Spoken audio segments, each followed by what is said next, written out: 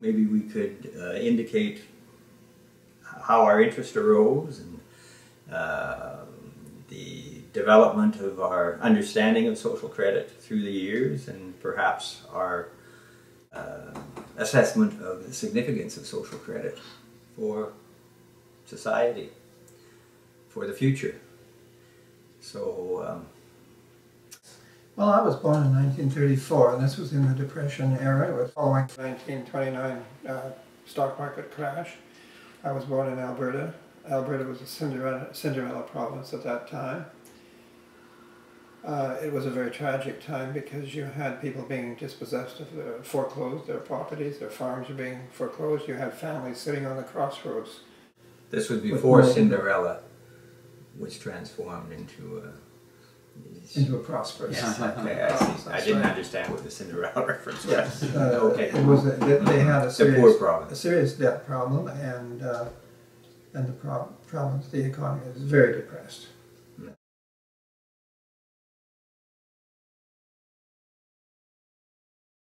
William Eberhart had developed a very significant radio following of a religious nature, of course, and he himself was a math teacher at the college in Calgary. My own father actually attended some of his classes. He was very distressed because one of his students committed suicide because of the depression conditions. And he was a man of great conscience. There was an enormous build-up of support. He had taken a position in favor of social credit. He'd been influenced by Morris Colburn's book, Economic Nationalism originally, but the Meaning of Social Credit it was called later. He probably didn't have the most sound understanding of social credit. He didn't.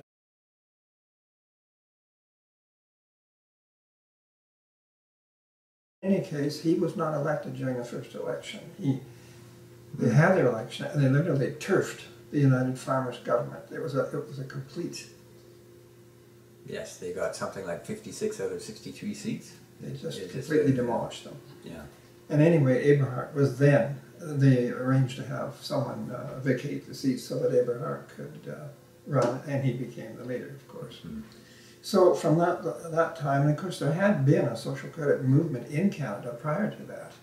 It was a Douglas Association, and they were not a party, but they were a fairly sound group who had studied social credit and were promoting it. Yeah, Douglas had come to Canada in 1923, right? At the invitation of the farmers' government to testify. No.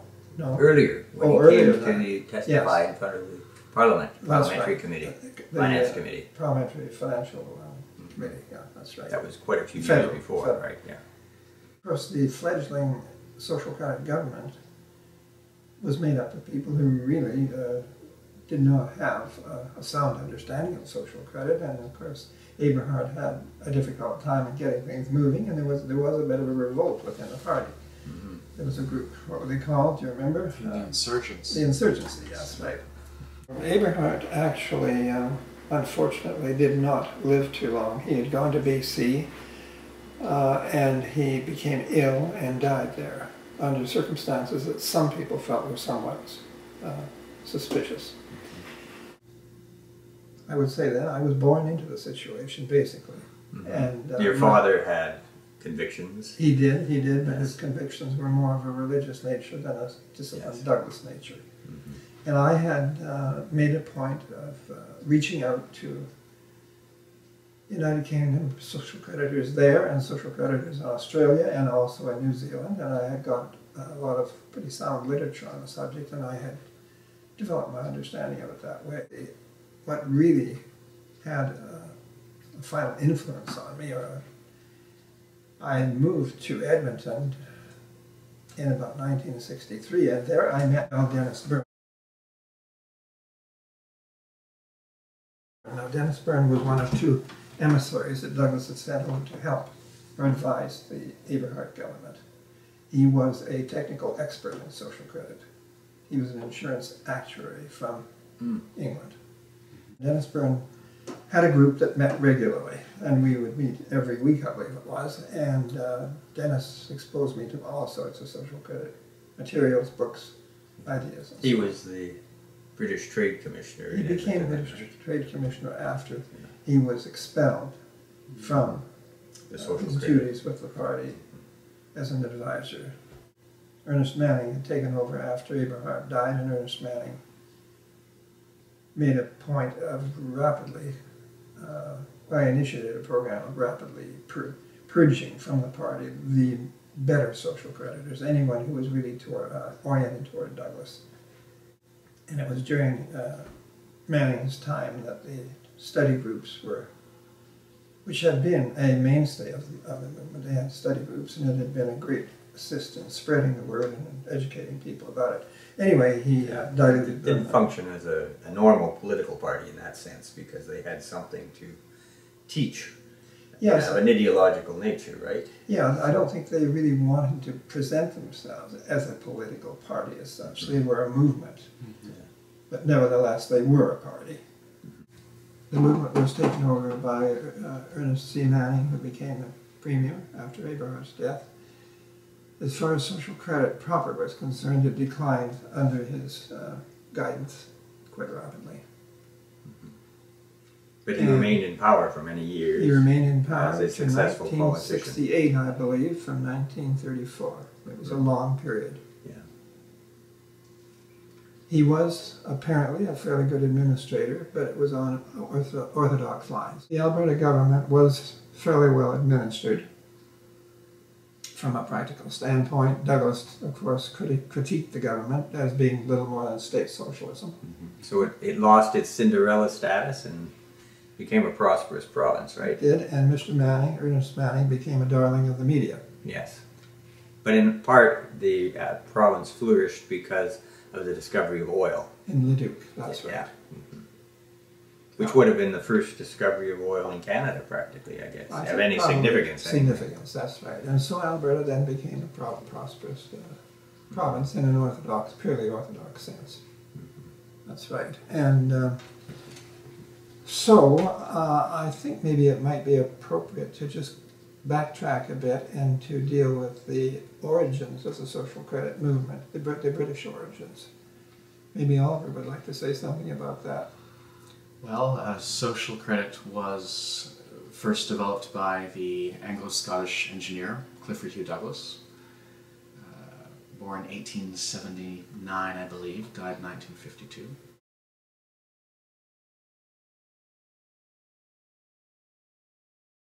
He had had extensive experience in his engineering field all throughout the world, and was tasked at one point with sorting out an accounting muddle which the Royal Aircraft Factory in Farnborough, England had found itself. During the war. Right? During the war, during the First World War. And he realized, as he was going through the accounts of this particular factory and using a tabulating machine, he realized that the costs that were being generated were greater than the incomes that were simultaneously being liberated by the factory. And he thought, well, if this is occurring in this particular factory, it probably would be occurring in others. And he found out that in the case of 100 other British firms, indeed, there was this discrepancy between prices and incomes. And so that was the key insight, which then led him to write a series of articles and books, and in which he further developed his social credit ideas. And you mentioned that he had had extensive engineering experience. He'd worked for British Westinghouse in India. That's right. I think he was involved in the Buenos Aires Railway project in Argentina. Mm-hmm. He had a number of positions in Canada as well. Yeah, was that Lachine Rapids? Lachine Rapids, and I think also in Peterborough. And of course, one of the key things was when he was in India, the comptroller of Westinghouse had given him long lectures on credit, which he apparently was rather bored with, but he sort of pigeonholed some of this information in his mind, and it became useful to him later on, when he made his discovery about the price system. Right. And also, one of the big things in his history was in England, in the building of the London subway or tube system, Tube as they system, call it. Right? Post office. It was for the post office. Yeah, post office. But it tube was system. supposedly the first automated tube service. And he is allegedly the one who drew up the electrical specifications for it, which was quite a responsible job in an automated project, I guess. But he said apparently during that period, he said that they would be working, they had the materials and the men and everything was going along, and then all of a sudden they would get an order to stop working because there was no money. Right. And apparently he found that a little bit curious. Rather Anyway, go strange. ahead, Yes. go ahead, Oliver. So, but I think the point you just mentioned is a key point, and so, you know, for those who want to understand quickly what social credit is all about. The present financial system that we have is geared in such a way that production and consumption basically are subordinated to the financial system. So there are artificial limitations on what we can produce, how much we can produce. There are artificial limitations on how easily we can distribute what is produced. And the whole purpose of the social credit financial reforms is to reverse this relationship so that the financial system will follow production, will follow consumption, and will simply facilitate, enable us to do what we want to do with the real physical economy. When you say that, Oliver, you're saying, it seems as though a lot of people, monetary reformers and gold bugs and people like that, they seem to think of money as a concrete thing. Right.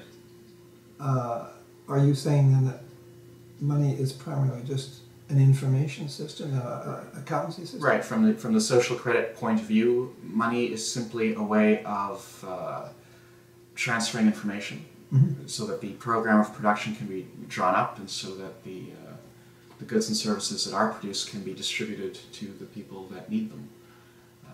Money need not have any value in itself. Most of the money, of course, that we have circulating in the economy right now is simply bank credit, numbers. And money doesn't really circulate, does it? And money doesn't really circulate. It cycles in and out of existence, right? So, Credit is created for production, and when loans are paid back, it's canceled. Same thing with consumer loans if they're extended.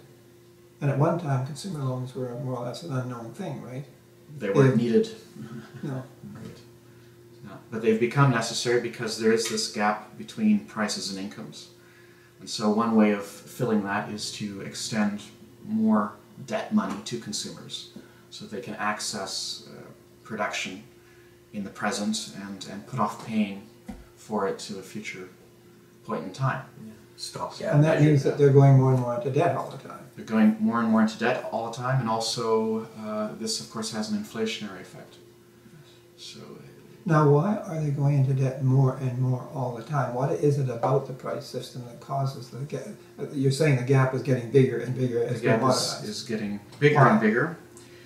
Well, Douglas noticed, and many people have recognized this over time, that technology is displacing labor. We're able, because of advances in machinery, especially now with computers, we're able to produce more and more with fewer and fewer people actually working. So this means that the percentage of costs, the percentage of prices that is represented by capitalization or capitalized costs is increasing as we rely more and more on machines. So over time, we are having prices increasing because of automation and machinery, and we are distributing less and less. You mean allocated charges in addition to wages, salaries, Yes. and dividends are being added in greater proportion Exactly. to wages, salaries, and dividends.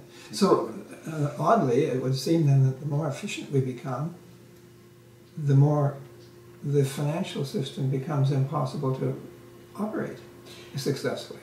It doesn't function as it should as a distribution agent. Increasingly less Right. as we actually produce more. More. Yes, it's becoming more and more difficult for the financial system to muddle through with the situation.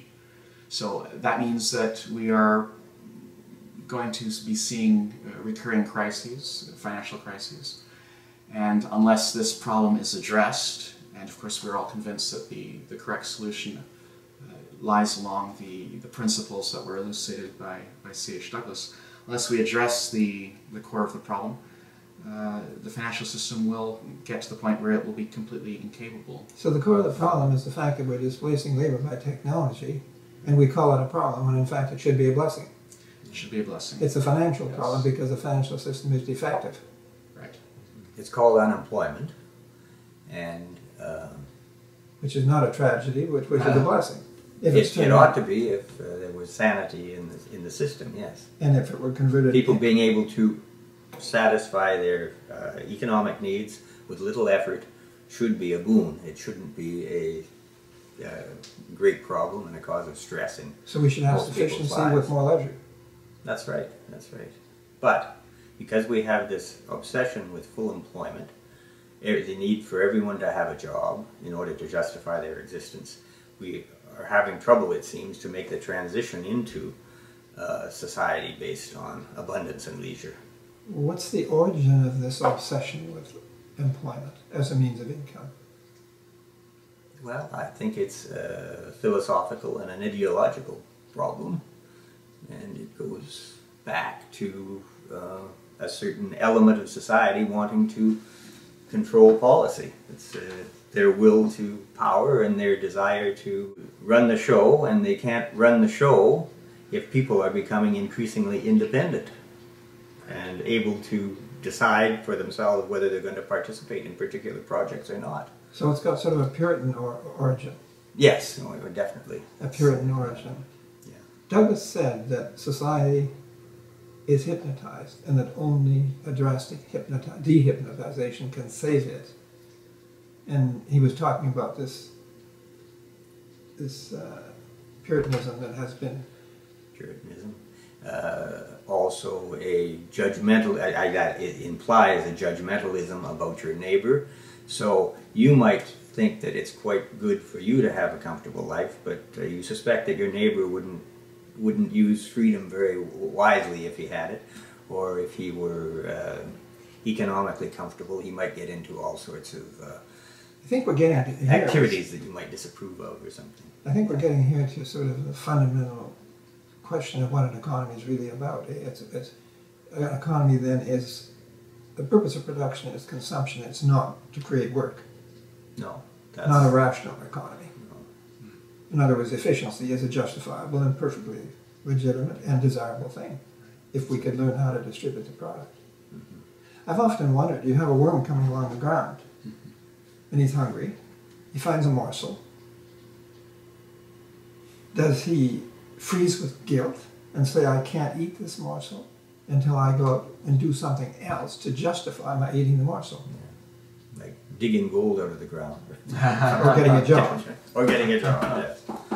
Yeah. So in other words, we have a wrong conception when governments are almost universally obsessed with the idea that they have to provide employment, and other people themselves are asking governments to do it.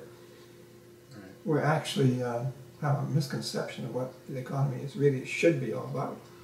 Right. Well, you know, when we are capable, physically capable of producing all the goods and services that people in a given nation can enjoy with profit to themselves, it makes, and we can do that without calling on the full capacity of labor. It makes very little sense to insist on a policy of full employment. That's right. And that goes back a long way. That goes back previous even to the Industrial Revolution, which multiplied productive capacity many times over. And people were certainly surviving before the Industrial Revolution. They should have survived much better, although in many cases their conditions deteriorated as a result of the Industrial I understand in the days of Mary England they actually had nearly 150 holidays a year, is that correct? I've read that, yes. Yes. Yeah. They were religious holidays, and you were not supposed to work on religious holidays. But the There were people many did others. manage to provide for their needs. Yes, yeah. This idea that you have to struggle to survive economically is very antiquated, and you know, it should be. Well, I've often thought if we can afford to destroy Europe twice in the last century, or a good portion of Europe, if we can continue having destructive wars almost continuously, even after that, into this new century, Yes. does it make any sense to say that we can't afford to do certain things? Well, it doesn't. They had all that military material they produced, and they destroyed it all, and at the same time, people were more prosperous than they had been before the war during the Depression. So simultaneously with this huge war effort, they were able to improve people's standard of living. So you can see how false our situation is in peacetime when we are unable to do all kinds of physical projects. Just So under the because of present shortage of money. system, we can only carry on if we have a continuously expanding economy, regardless of the desirability of the nature of that expansion. Or we have to go financially more and more into debt. Right. So that doesn't bode too well for the environment either, does it? No, it's not sustainable socially, environmentally, politically. When you say socially, you mean we're on a treadmill that's being tipped up more steeply all the time, and we're running faster and faster to keep up with our debts. And Yes, there's a tremendous amount of economic pressure, a tremendous amount of financial pressure, which is completely artificial. And right now, in the wake of the financial crises in Europe and other places, there are a number of governments that are promoting austerity measures. So this is the only way that we can, get things back to the way they used to be. But there's no impoverish us even more. well, that reminds me of Douglas. Sounds very rational somehow. Douglas wrote an article, an essay on the impossibility of the falsity of a balanced budget, the impossibility of a balanced budget. In other words, this advice that we get about a balanced budget is quite unsound. Right. Because of there is this tremendous lack of liquidity, of purchasing power in the system. And so if the financial system is not self-liquidating, if it doesn't liberate sufficient purchasing power automatically in the hands of consumers to buy everything that is being produced, And liquidate the financial and costs. liquidate the costs, then it's simply not possible for there to be universally balanced budget. Somebody will have to go into debt, whether it's the government or businesses or consumers, to help bridge the lack of liquidity. So when governments tell us that they are going to balance the budget, it actually means that they balance their budget. It's going to further unbalance everybody else's budget. Is that right?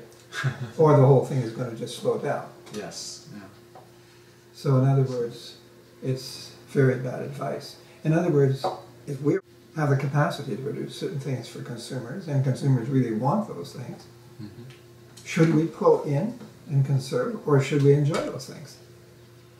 Right. If we're able to produce with only a certain percentage of the available workforce, then what sense does it make to engage in further economic activity? I mean, the whole purpose of production is consumption. Because I run into people repeatedly, and they say people are spending too much. Right.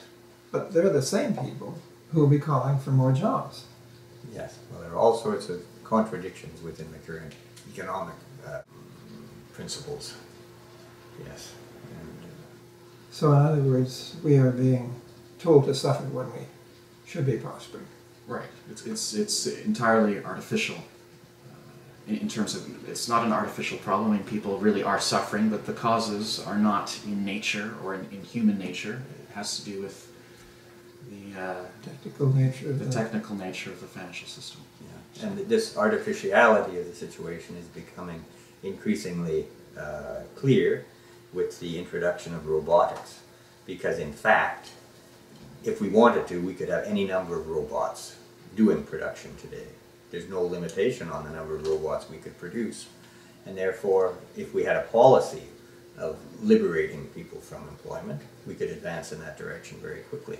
And labor has been rather retrograde in their attitude toward these things because they seem to feel that they have to be guaranteed jobs, right? That's right. They're living in financial insecurity and fear constantly. It's the way the controlling powers govern society, through financial insecurity that practically everyone feels, even if they are, for the time being, in a comfortable position. So there's living, an old expression, I believe, strong in the arm and weak in the head, that was sometimes referred to labor as being like that. But in fact, labor does have a very legitimate concern, but they just don't, they've never been able to see a way out of it that is constructive. Right. They see it, they see their labor as the source of their income exclusively. Now, you've just mentioned something which I think we probably should touch on because it's a source of tremendous confusion. It's important to understand that social credit does not qualify as any kind of socialism. It's not, and it's not in any conventional sense. So, although the word social appears in social credit, people must not mistake social credit for some type of orthodox. Okay, well then let's get because down. social credit is the opposite of socialism, in that socialism is a centralizing philosophy, and social credit aspires to establish every individual in his own security and his own passive evolution through life. As Douglas said, so that every, Very decentralizing. rather than imposing any kind of a preconceived idea or utopia upon society, he suggested that we should all be freed more and more so that we can create our own individual utopia. In other words, the life that we feel that is important to us. Right. Okay, then, we're talking about social credit. Let's get down to the origins of that. What do we mean when we're talking about social credit? Going back to what?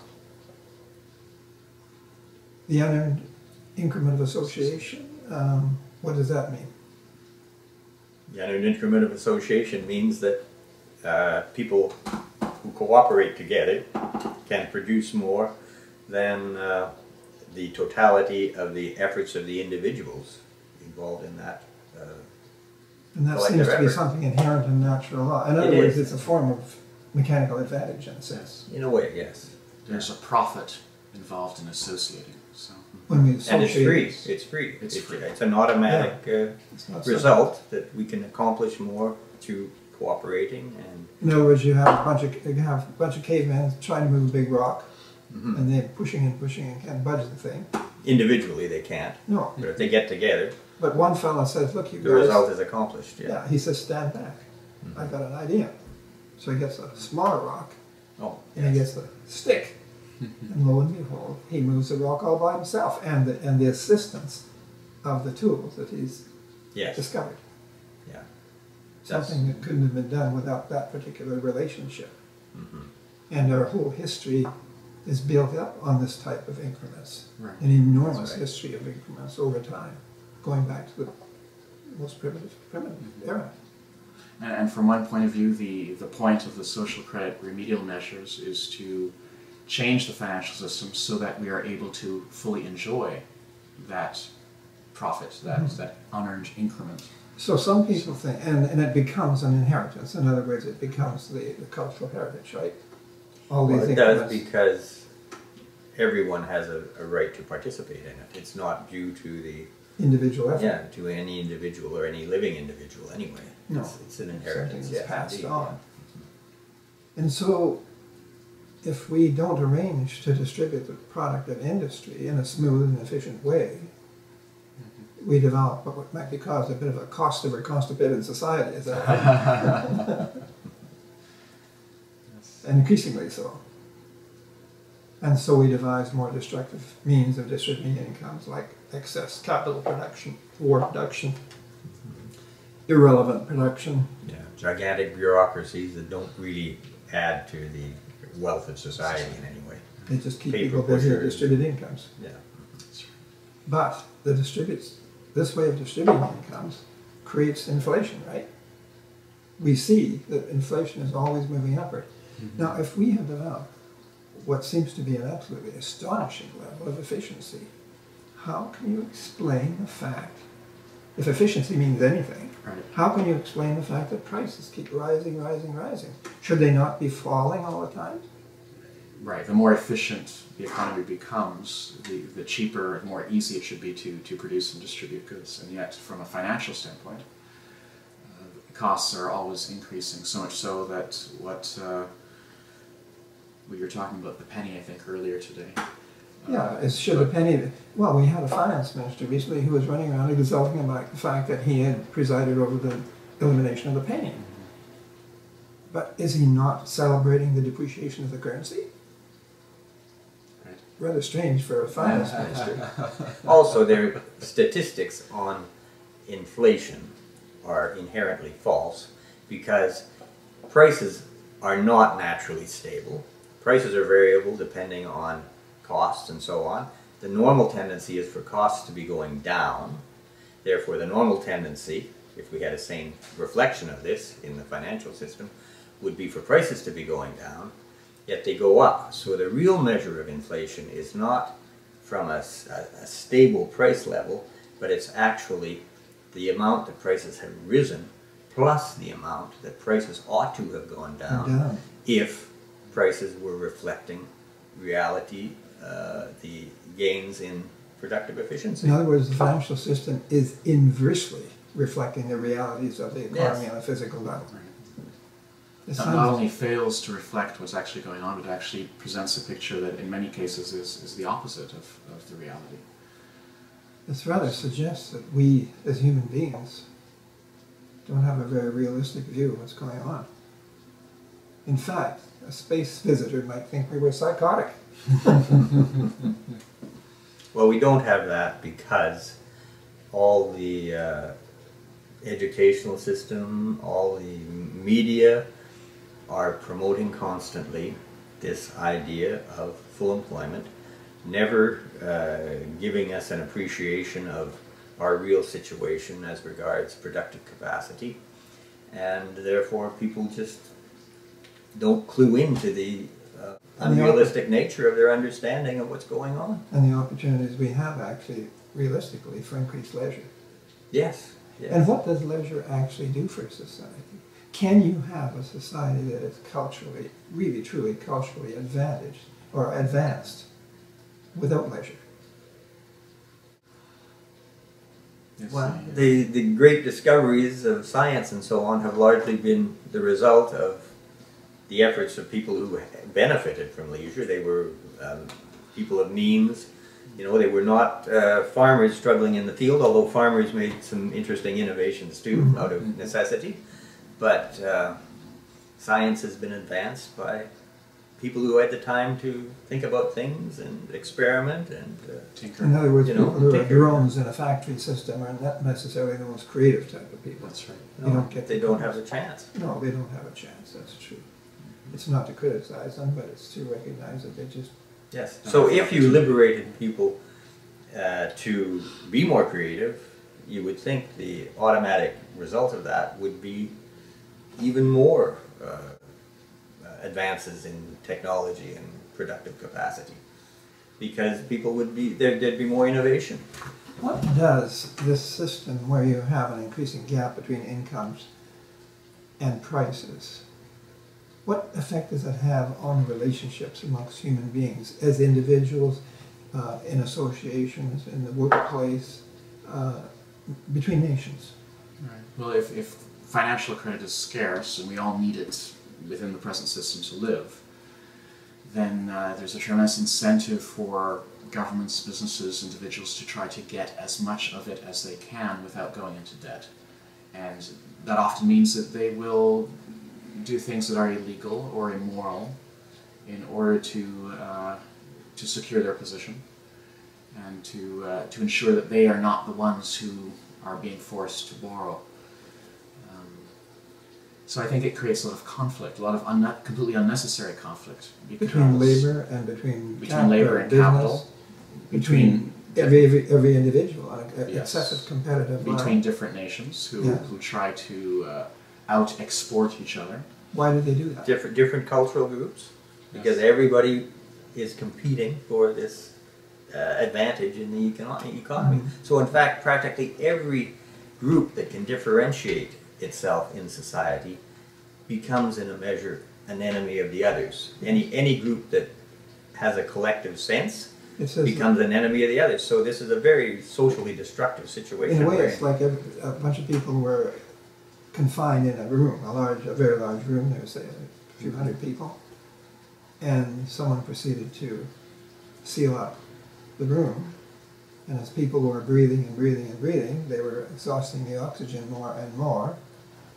And maybe some of them would lie down and die together, but others would say, "You are breathing my air, stop it." And they would become fractious and enemies, increasingly enmity amongst them. In other words, it's artificial scarcity putting pressure upon people, which causes a... Douglas said once, I forget the exact words, but the essence of it was that if people are being irritated, maybe the best thing is not to irritate them. In other words, to remove the source of the irritation. I think that because another aspect of this, of course, is that with all this conflict within a society and between different societies, there's a tremendous need then for government to increase its control over society in order to try to keep these warring factions at peace. You know. So this is what leads us into increasing legalism, more and more laws, more and more restrictions, more and more regulations, more surveillance, more surveillance, and the government intervening in every aspect of society through the taxation system, which is another largely unnecessary phenomenon. So they're running business because they're subsidizing business. They're subsidizing culture in all respects. So you get a sort of a tunnel culture with the only government-approved stamp. And government, rather than regarding itself properly as a servant, is becoming increasingly to regard itself as a master. Yes. And there are a lot of arrogant people attracted to it for that reason. So it gets worse and worse. In other words, the system tends to provide an opportunity for the wrong type of people to get into positions of power over their fellow man. That's right. And that we have had a history, a long history of 2,000 years, perhaps, in trying to free ourselves from the arbitrary power of the king or the temporal power. The Magna Carta, the Bill of Rights, and all of these things, the common law. And these things are all being gradually eroded by government, which is becoming more and more arbitrary and thinking that it is, as we said, more the master of the people than the... And regardless of whether it's being done out of whatever motives, that doesn't change the fact that it's a highly undesirable thing. Perhaps we should just backtrack a little bit about the English origins of social credit. There was a very intellectual journal in Britain called A New Age, and it had attracted numerous well-known writers. Originally, it was a Guild Socialist paper, and it was edited by Alfred Orage, or A. Orage.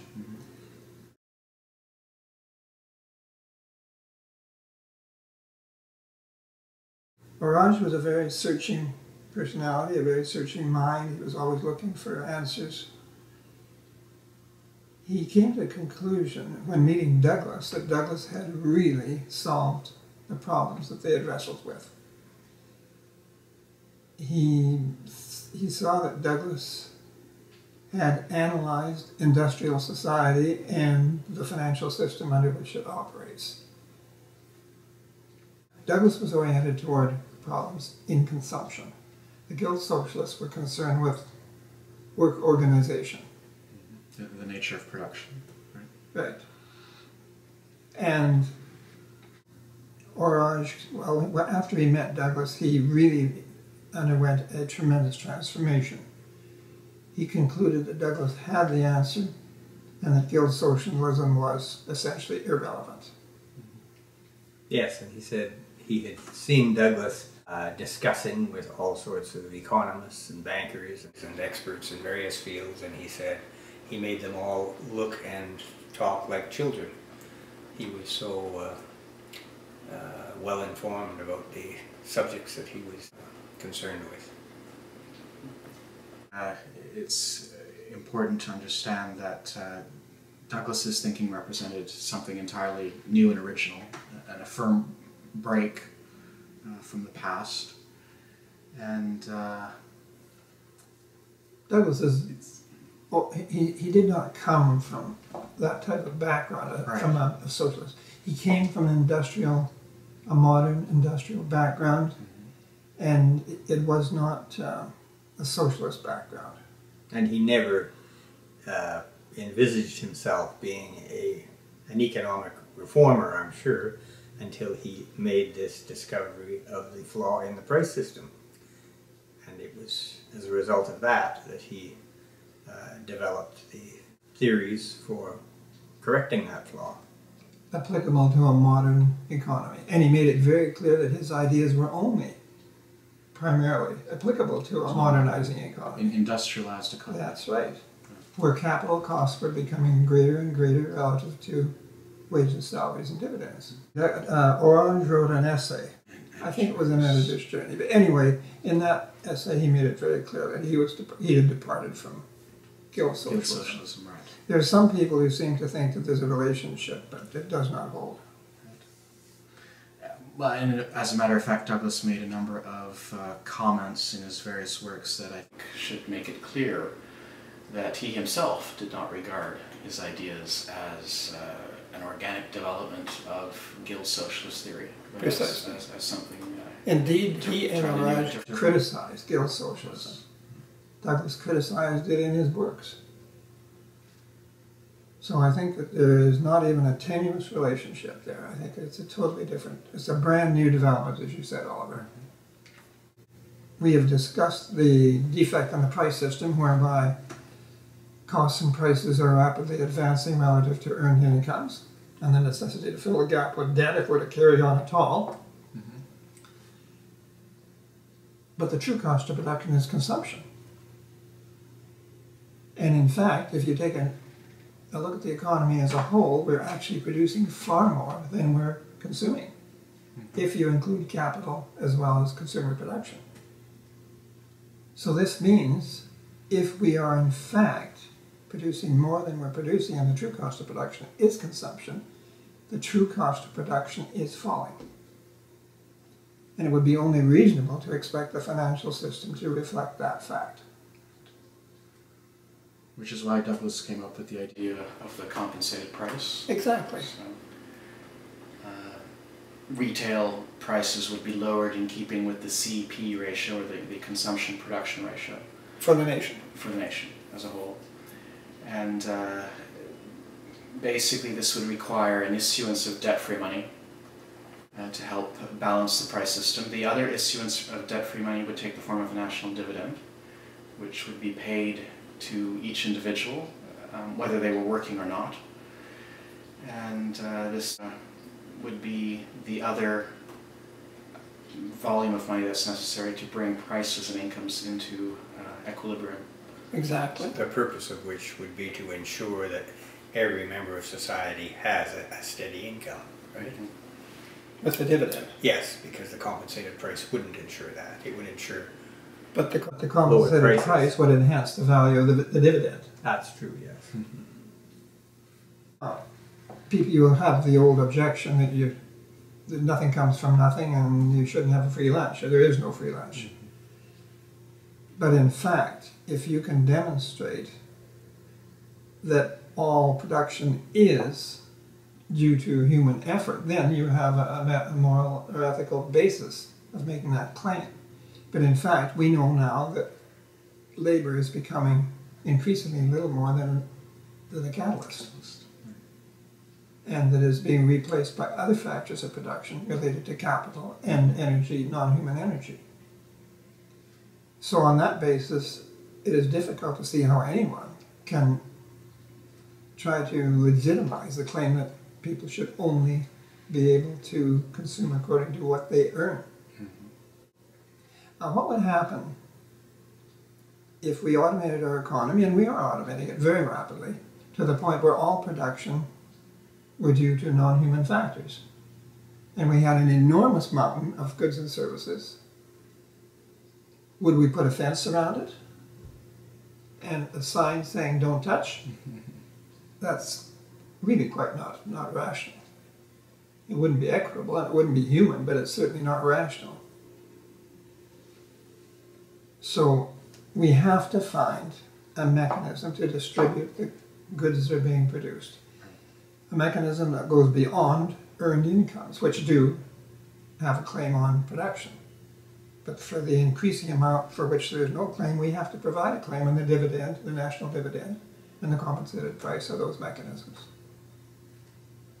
I think we should also perhaps mention that when social creditors talk about a national dividend, we're not talking about the exact same thing that is supported by certain circles when they speak about a guaranteed income or a basic income.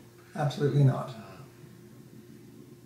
And I suppose that the major difference is the fact that the national dividend is indexed to productivity, and so it's dependent on there being a superfluity of production that needs to be distributed. And this could change depending on circumstances, times, etc., levels of technological development.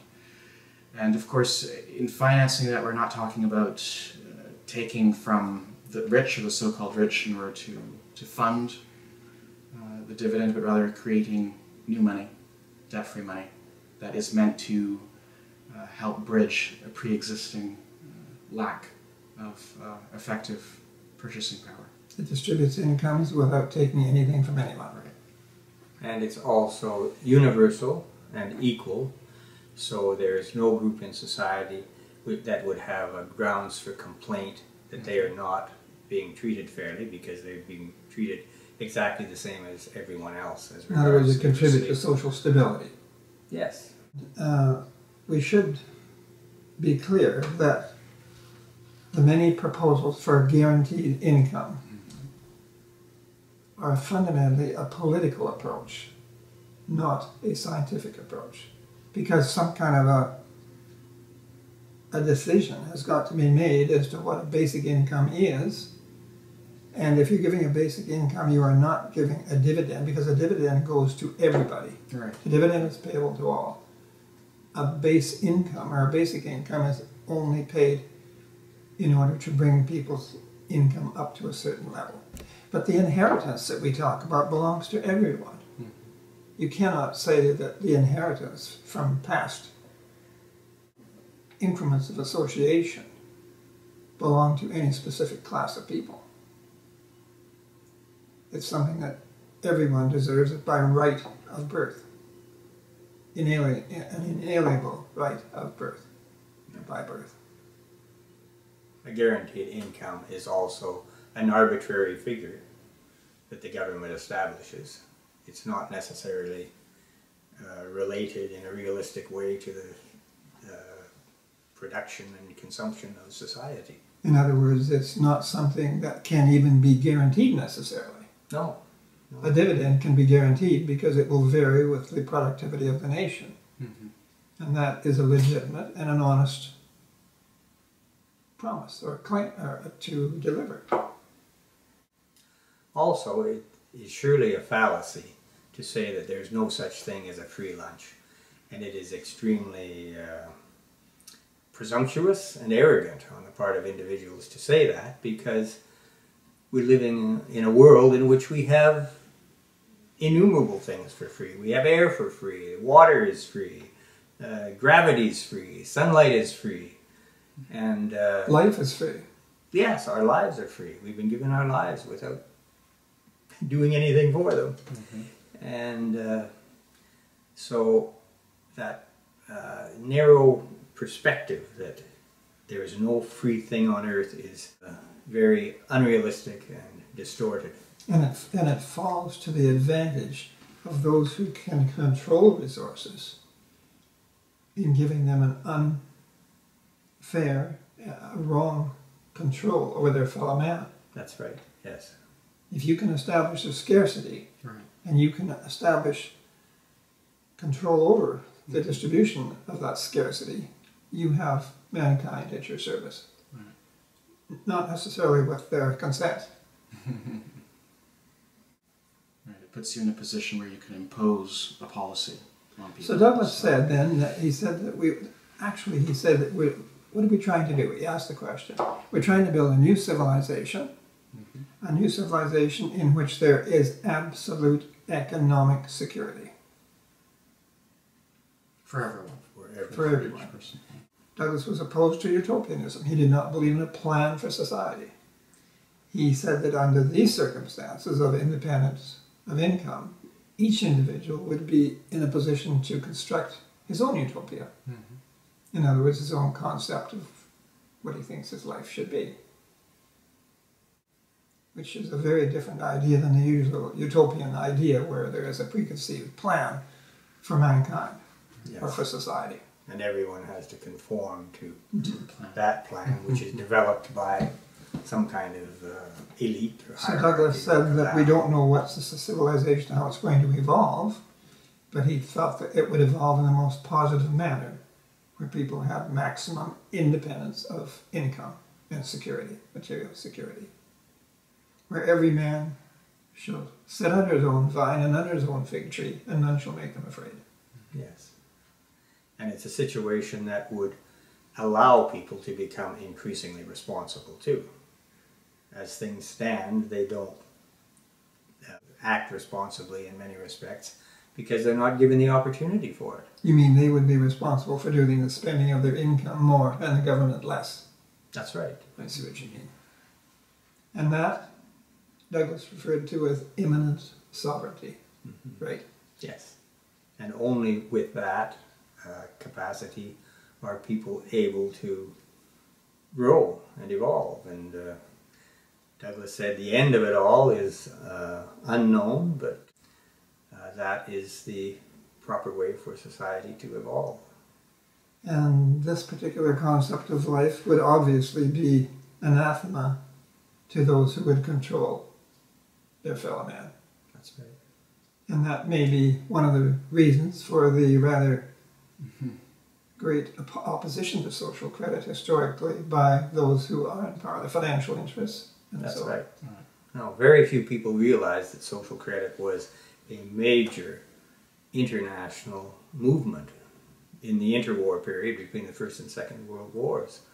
But it was in many, many countries, all the Commonwealth countries, and Japan, and France, and even in the United States, there were some groups yes. in New York and other places. That's right.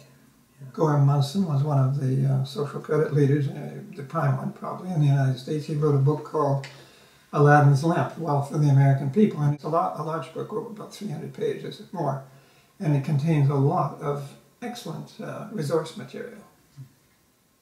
Douglas and Munson did not entirely agree on all things, probably less in the area of international politics. But when it came down to technical matters, I think they were very, very close agreement. So the book is well worth reading if you can get your hands on it. It's usually available on the internet. And Munson's works have recently become freed from the restrictions of copyright. And talking about books, what is this? Well, I have just published, just this year, a 548-page book focusing on the economic dimensions of Douglas's thinking. So this is the book here, and of course I had some help from both Wally and from Bob, and there's a tremendous amount of effort, and I have tried my best to present all of Douglas's key ideas in a clear, systematic, and comprehensive format. So if anyone wants to know the details concerning the economic dimensions of social credit thinking, I think that this would be a good place to start. It's heavily footnoted with a lot of references from Douglas, and I don't know if either of you two want to add anything to... Where is this book available? This book is available in many different places on the internet, but probably the easiest way to get a hold of it would be through Amazon, either the American Amazon site or the Canadian Amazon site. It's also available in Europe, Great Britain, France, Germany, Italy, Spain, through the respective Amazon sites in those countries. If there's no Amazon website in your particular country, you might be able to obtain it through the extended distribution network.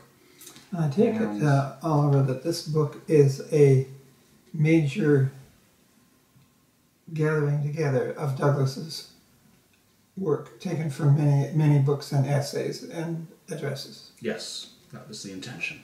Yes. So that the student would have access to a very good and reliable and comprehensive resource. And there's another book there. Yes, and I also published this smaller little booklet dealing specifically with the relationship between social credit economics and the social teaching of the Catholic Church. This also was published just recently this year, available through the same Amazon websites. And it's something that anyone who has any interest in Catholic social teaching or just Christian social teaching in general would want to get a hold of. As it explains not merely that social credit and Catholic social teaching are compatible, but the degree of affinity between them is so great that I think any Catholic who is genuinely interested in applying in a concrete way the Church's teaching should take social credit seriously, should take the time, the energy to figure out what it's all about. I think it should be understood that social credit was not formulated with the view of accommodating it to any particular religion or ideological or philosophy or a theological position. Douglas proceeded strictly upon inductive lines in investigating the nature of the problem, the accountancy problem, that was encountered at the Royal Aircraft Works in Farnborough. It was only later that social credit was, shall we say, discovered to be compatible with Christian philosophy. And Douglas said that the main challenge facing us from a theological standpoint is the incarnation. The doctrine of the incarnation. And that means that the incarnation is a taking of a physical form. Mm-hmm. In other words, Christianity has a message. Is it to be an abstracted message, or is it to have real meaning in our organic lives? Mm-hmm. In other words, he was saying that we have to apply these principles to our everyday affairs if we want to enjoy the most abundant possible life. Mm-hmm. Right. Faith without works is death, and so means have to be found to apply the essentials of the Christian message. And social credit economics is one way of doing that on the economic plane. Yes, now when it comes to social credit, many people see the word social and they think in terms of the dividend and so on, and they conclude that it is a form of that it's socialism. Mm-hmm. But social credit is distributive. It is not accumulative in the sense of power. We don't want to involve the government in the business of normal production and so on. That's not the objective. Socialism definitely stands for the nationalization of the means of production, so that things are planned and administered from the center. Social credit is the exact opposite of that, mm-hmm. because it distributes credit power to individuals in terms of increased income and in terms of lower prices. So in other words, social credit has nothing to do with a planned economy or with redistributive taxation or with nationalizing the means of production. It's a sharing society. Right. It's a sharing society, very definitely. Mm-hmm. And increasingly sharing as non-human factors of production are responsible for production. But that is a totally different thing than socialism. Right. And from a Christian standpoint, I think a sharing society is the appropriate form. Douglas seemed to have struck upon a means of distributing the communal capital or bringing the benefits of the communal capital to the individual without nationalization of industry. In other words, it is a beneficial ownership, but not a direct ownership. And it is realized in the form of greater access to consumer goods through the dividend and the compensated price. Now, you mentioned that it would be debt-free. Now, in a sense, that is true because these credits would be, you would establish a national credit office, and that would be an inventory of all of the national assets, which, if used for production, could result in costs and prices. However, the dividend and the compensated price, the credits created for them, are definitely an item of consumption. So they would be deducted from the national credit account. But the national credit account would always be augmented or increased by new capital production, so that the normal course would be for it always to be increasing, and an entirely reliable source for the dividend and the compensated price. So there is a claim on the credits that are issued for the dividend, and a claim on the credits issued for the compensated price. But the claim is exercised by them being taken in through retail prices. There is no mortgaging of the future. They're not borrowed, so there is no claim against the future. They are liquidated or cancelled immediately, as goods are purchased.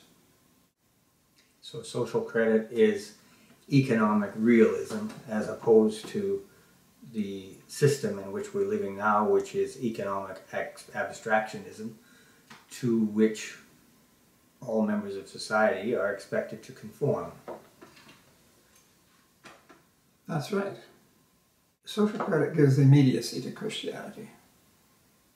There's only really one moment of time for mankind, and that is the here and now, this instant. We can't live in the past and we can't live in the future. We can only live now. And the economic system, the price system, should be capable of delivering everything that we do now to us now. Because in nature, that's the way it is. Right. In nature, you have a flow of energy. You have a flow of materials. Energy works upon materials. Nature abhors a vacuum. And so that things simply just flow. And that's the way the price system should operate if we were actually conforming to natural law. Right. So we wouldn't have busts and booms.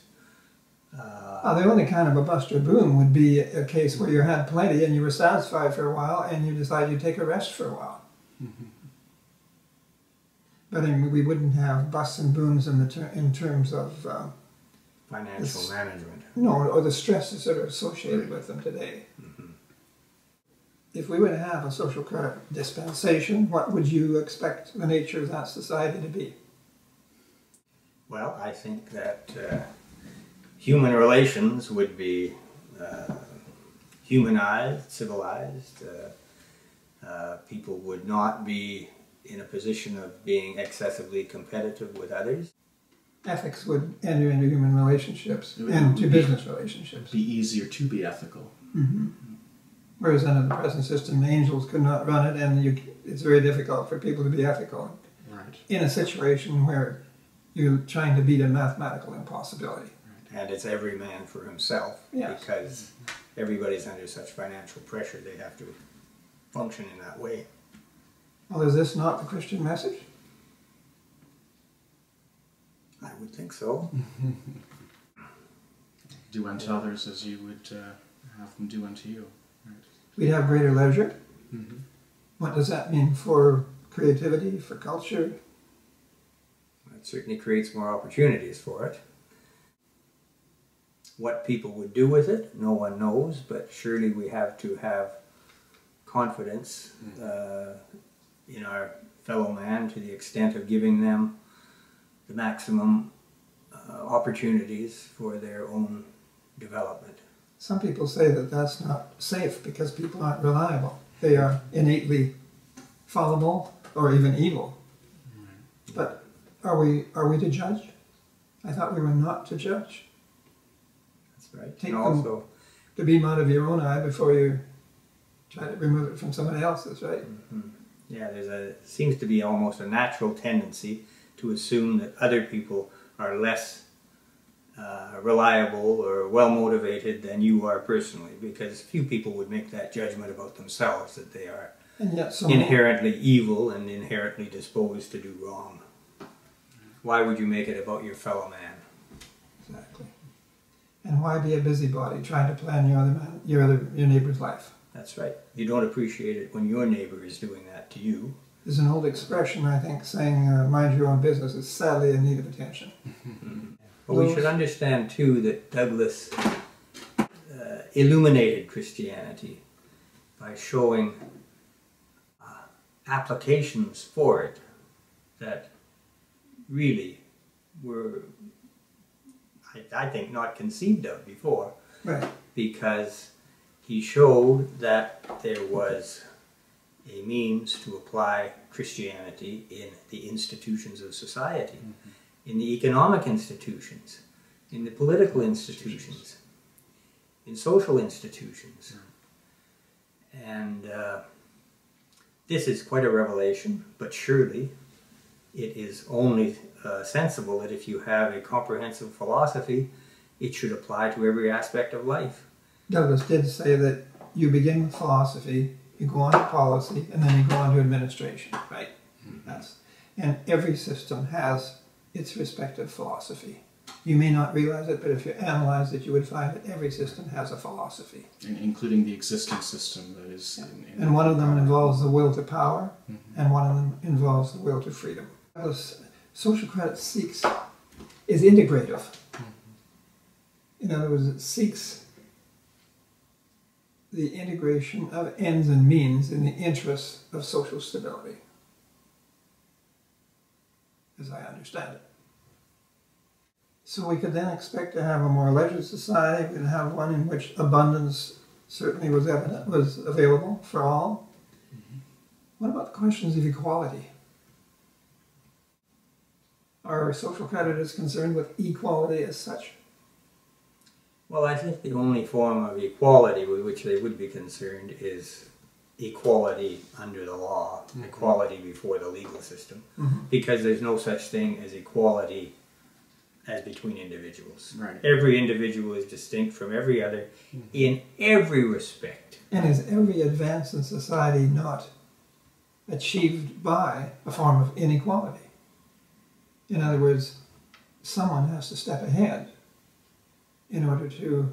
Every innovation begins with innovation. The minority opinion of one person. And if you theoretically could establish equality, it couldn't last more than a nanosecond. And also it would require driving everybody down to a lower level, because those who are already at the lower level and can't rise above it could not be surpassed by anybody else because of this. In order to maintain strict equality. Yeah. In other words, and also does not the concept of equality contain the seed of envy? It does, because it involves people comparing themselves to others all the time, I guess. Yes. Making sure that nobody else is... So in other words, we should try to compete with ourselves to do that which is good, because that which is good is good. In other words, to excel, but not to excel in order to diminish your neighbor. That's right, yes.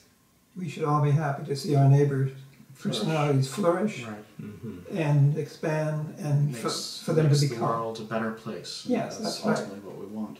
That's right. And the world can only become a better place if each and every one of us is enabled to become more of a whole person, not by tearing anyone down. Yeah. That would be the very definition of a better place, wouldn't it? That's right. So in other words, social credit is not some kind of an airy-fairy dream concept. It is based firmly on our ability to produce goods and services in abundance. And all we have to learn is how to distribute those goods and services. We've perhaps dealt with it a little bit before, but the question of peace, international tranquility, would be almost virtually ensured, because there would be no reason for people to go to war anymore, because they would all have internally sufficient purchasing power, and they wouldn't have to export the old exhortation to export Or die. would die. Yes. The idea that without exports we will die it's almost false in itself, because in fact by doing that we create international tension, which brings us to war, and we do die. And when you take that element of extreme competitiveness out of international trade, then there's no incentive to keep your neighbor down.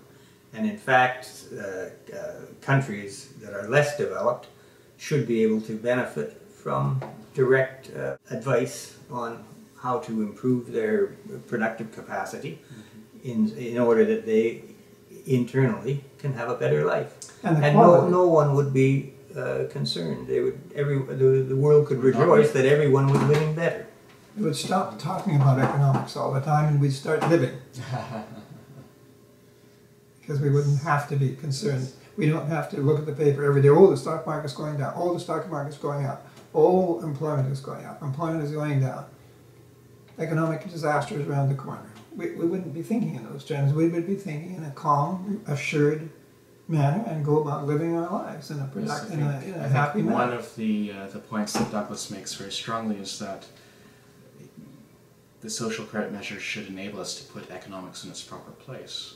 Actually, if you think about it, in a way, if we could achieve total efficiency, and that's a theoretical concept, so that no human hand ever had to touch production, but it was all done by automation and artificial intelligence, would we not then have destroyed economics? The end of economics. We brought the end of economics as we know it, as defined as the allocation of scarce resources. That's a rather startling thing to say, but in a sense, theoretically, it is true, right? Because do animals and birds, and the beasts of the field, and the fish of the sea, and the birds of the air, do they have economics? They don't. And they don't change their environment like we do. But nevertheless, some forms of life do change their environment somewhat. Beavers build dams, birds build nests, and so on and so forth. But insofar as we do have to have economics, we have to have some rational way of conducting it. And the financial system, some people seem to think, again, as we mentioned before, I believe that money is some kind of a concrete thing that you hold in your hand. It does not. It has some value in itself. Yeah, and the less value it has in itself, the better, because, in fact, it is, in the modern industrial world, it is simply an accountancy system which registers the generation of costs and the cancellation of costs. And that's what basically the financial system is. So people who think about gold are thoroughly deluded. Gold in itself has very limited value in terms of human satisfaction. Right. You can't eat it. You can't Comfortably sleep on it. No, you can't comfortably sleep on it. You can't wear it for anything more than, I suppose, decoration. It's not going to protect you from the elements. Transport you nowhere. That's right. So it's a very limited usefulness. And in any case, there's not nearly enough of it available in order to function to cover the enormous activity of the modern economy. Right. And then, again, I don't think you'd want to be transporting gold all over the place in order to settle your accounts. Yeah, social credit is conceiving of quite dramatic changes in the economic system, but what we have now is a system that has been designed by the financial power, and they have designed it to enhance their own advantage, not to enhance the advantage of the average citizen. And that advantage takes the form of? Their advantage? Mm-hmm. Well, their ability to command the services of everybody in society, I think. And to centralize the ownership and control of resources. Yes. And thereby to work towards centralized political control on a global scale. That's right. Most people seem to think that the financial situation, the financial conditions are given, but they are an artificial creation, and they are the expression of a philosophy. And that philosophy is inimical to the interests of the population in general. In other words, the financial system is a man-conceived and man-made and man-administered system which can be changed by man, Exactly. and which needs changing and must be changed. Right. And I think the obvious sign of that is what is physically possible should be realistically possible, financially possible, and under the current system, what is physically possible in terms of production and consumption is not actualized. Some people say that this argument is invalid because of the quantity and velocity of money. In other words, one unit of money, they say, can be used to cancel multiple costs. Is that a myth or is that a reality? Well, I think it's a myth because money comes into existence when loans are made, and it goes out of existence when loans are paid back. So every cost has to be met, and once it's met, the money used to pay it is destroyed. So we have to start from scratch. So in other words, if a vendor receives money, he's not going to pass it on as purchasing power to someone else. He's going to pay off his debts and restore his capital. Otherwise, he goes bankrupt. He will go bankrupt. In other words, it is short-circuited. In other words, in fact, it is almost correct to say that money doesn't really circulate. Mm-hmm. It is issued and withdrawn. Yeah. So the idea many people have that it's more or less a permanent stock that is always in existence is wrong, because it may be a pool, but it's a pool with a constant inflow and a constant outflow And there's a claim because on of it, the a creation and destruction of credit. And there's a claim against all of it. Yes. Yes. So in other words, Yeah, the banking system claims ownership of the money it creates. in other words, the idea that a unit of currency can dance all over the community counts on cost is pure humbug. Right. It's nonsense. What about the use of savings? Savings for production. What does that do? We're always told that we should save and invest. Well, What it seems happens? to me if you are getting an income from production and you save a portion of that income, then you have withdrawn some capacity for purchasing the production, because you've immobilized a part of the purchasing power that flows In other from words, it. you have prevented the cancellation of the cost of production because you were withdrawing it from purchasing final goods. That's right. And if you reinvest it, If you reinvest it, the deficiency, the original deficiency would then be restored. However, you have simultaneously created new costs, and there's no purchasing power in existence at that point with which those costs can then be met.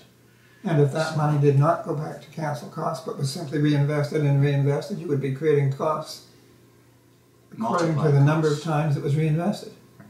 So in other words, you are actually multiplying costs without creating any new purchasing power. That's right. So there's something wrong with the current theory of savings and investment. Mm-hmm. So what did Douglas say?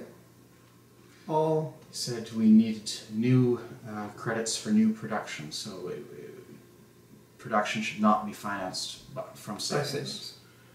And in a way, that is often done today, right? It's the usual way, probably the way it's done today, because business is financed by new credits.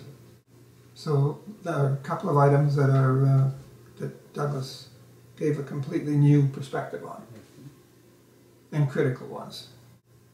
And then, of course, there's a question of taxation. Douglas believed that, without getting into the whole story, he certainly believed in ending taxation upon physical assets.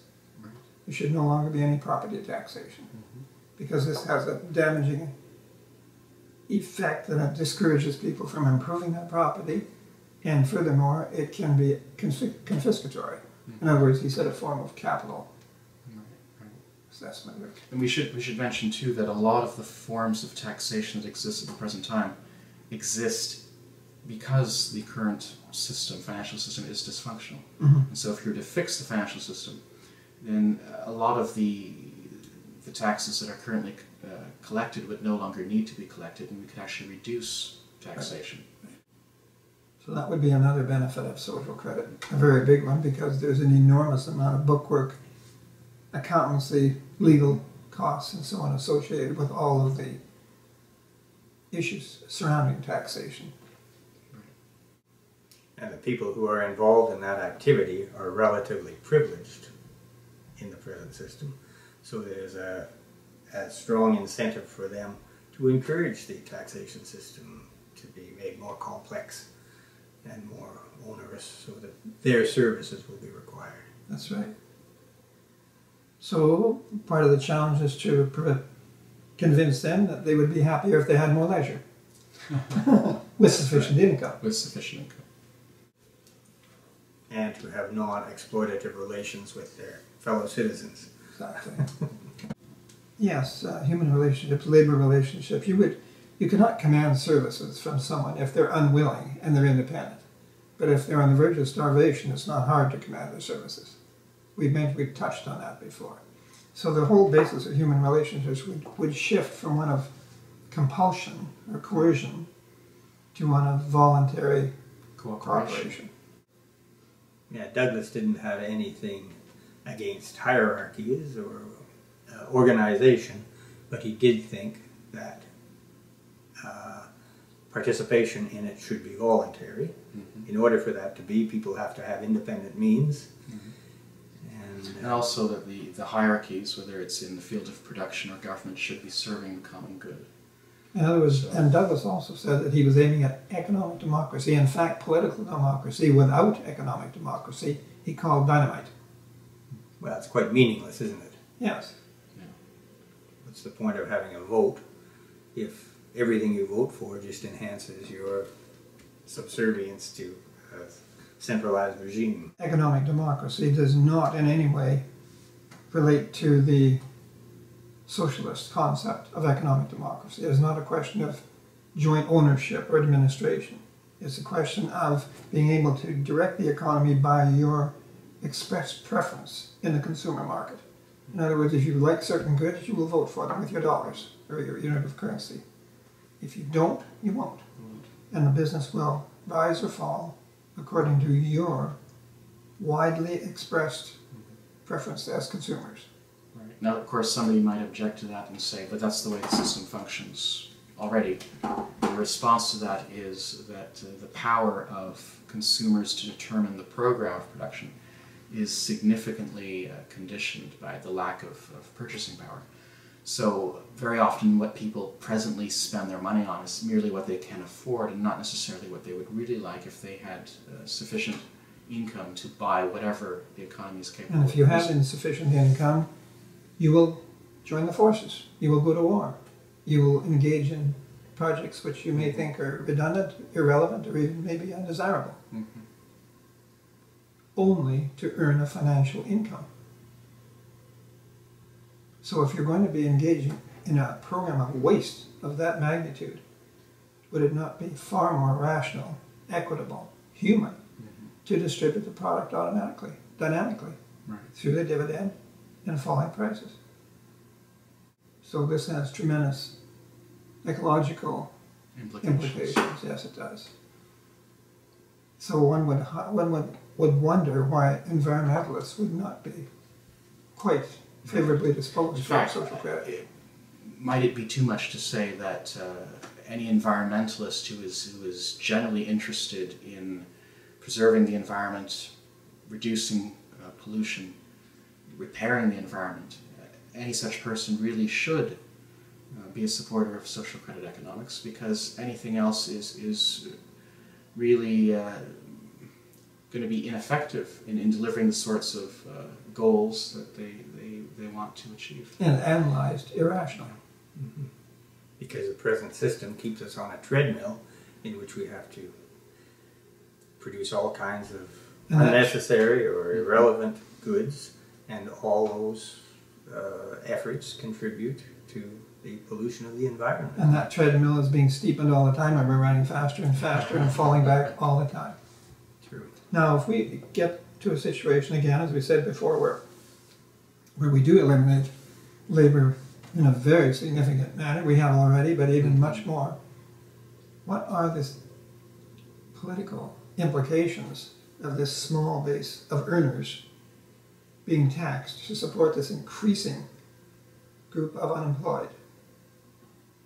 What's that likely to do in terms of social stability? It's probably going to cause a great deal of conflict between those who are lucky enough to have jobs and those who are effectively on some kind of unemployment assistance.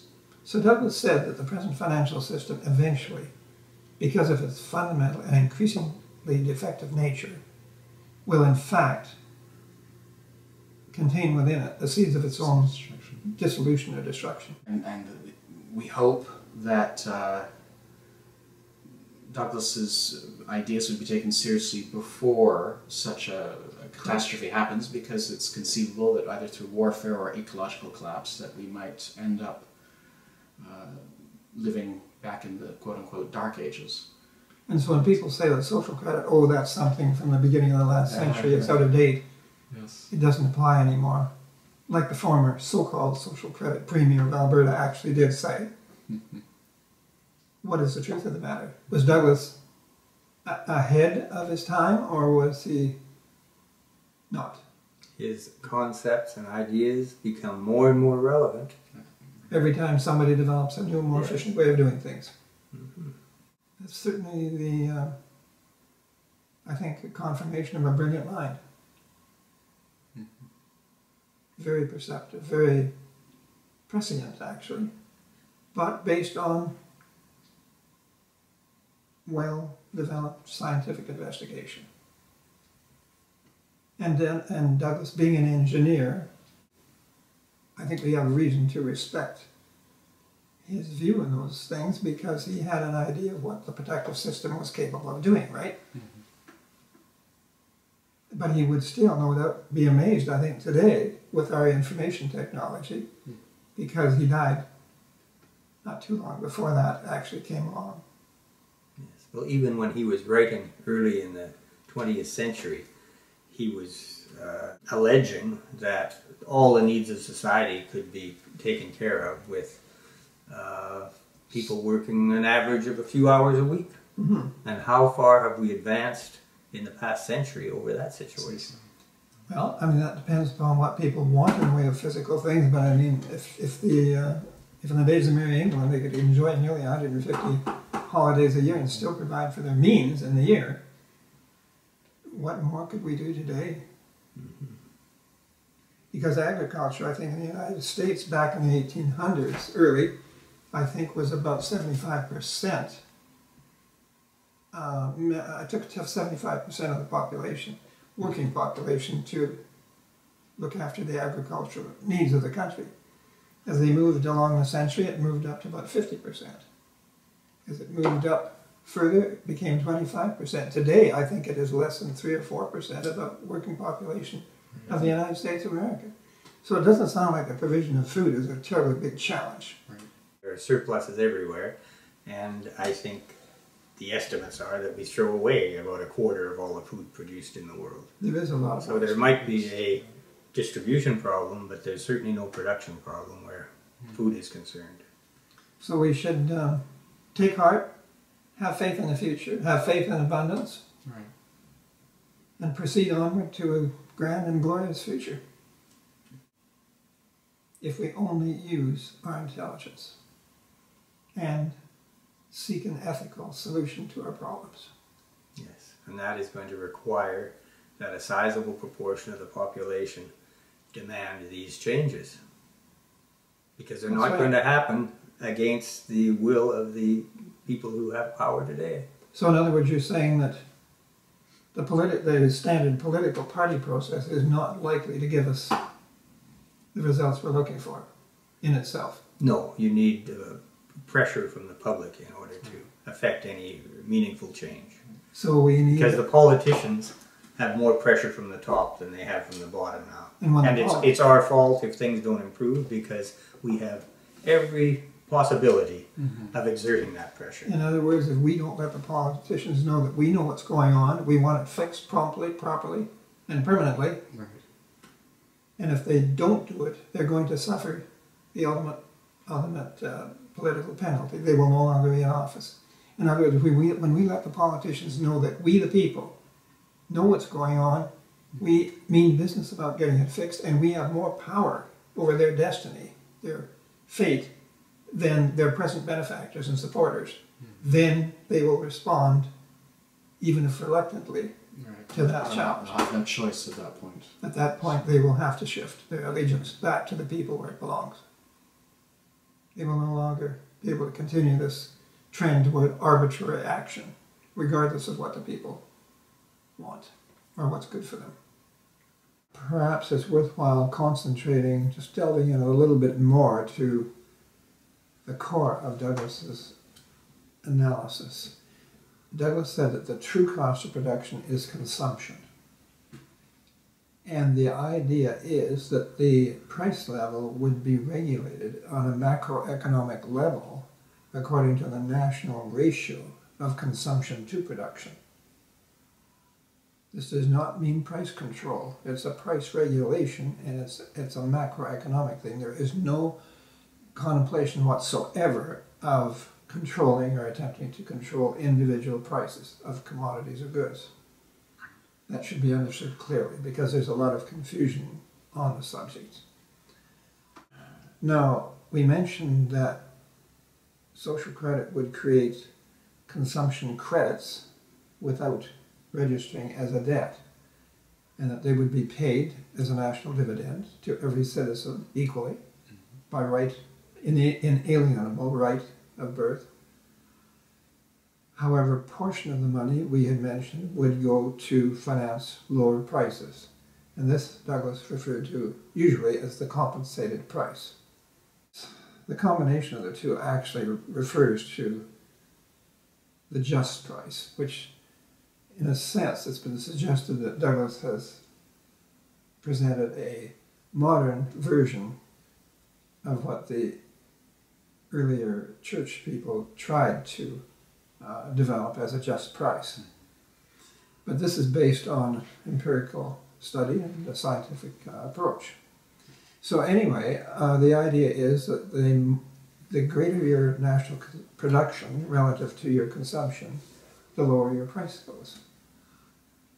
So the money would be issued for the dividend and also to the retailer at point of sale, or at point of sale.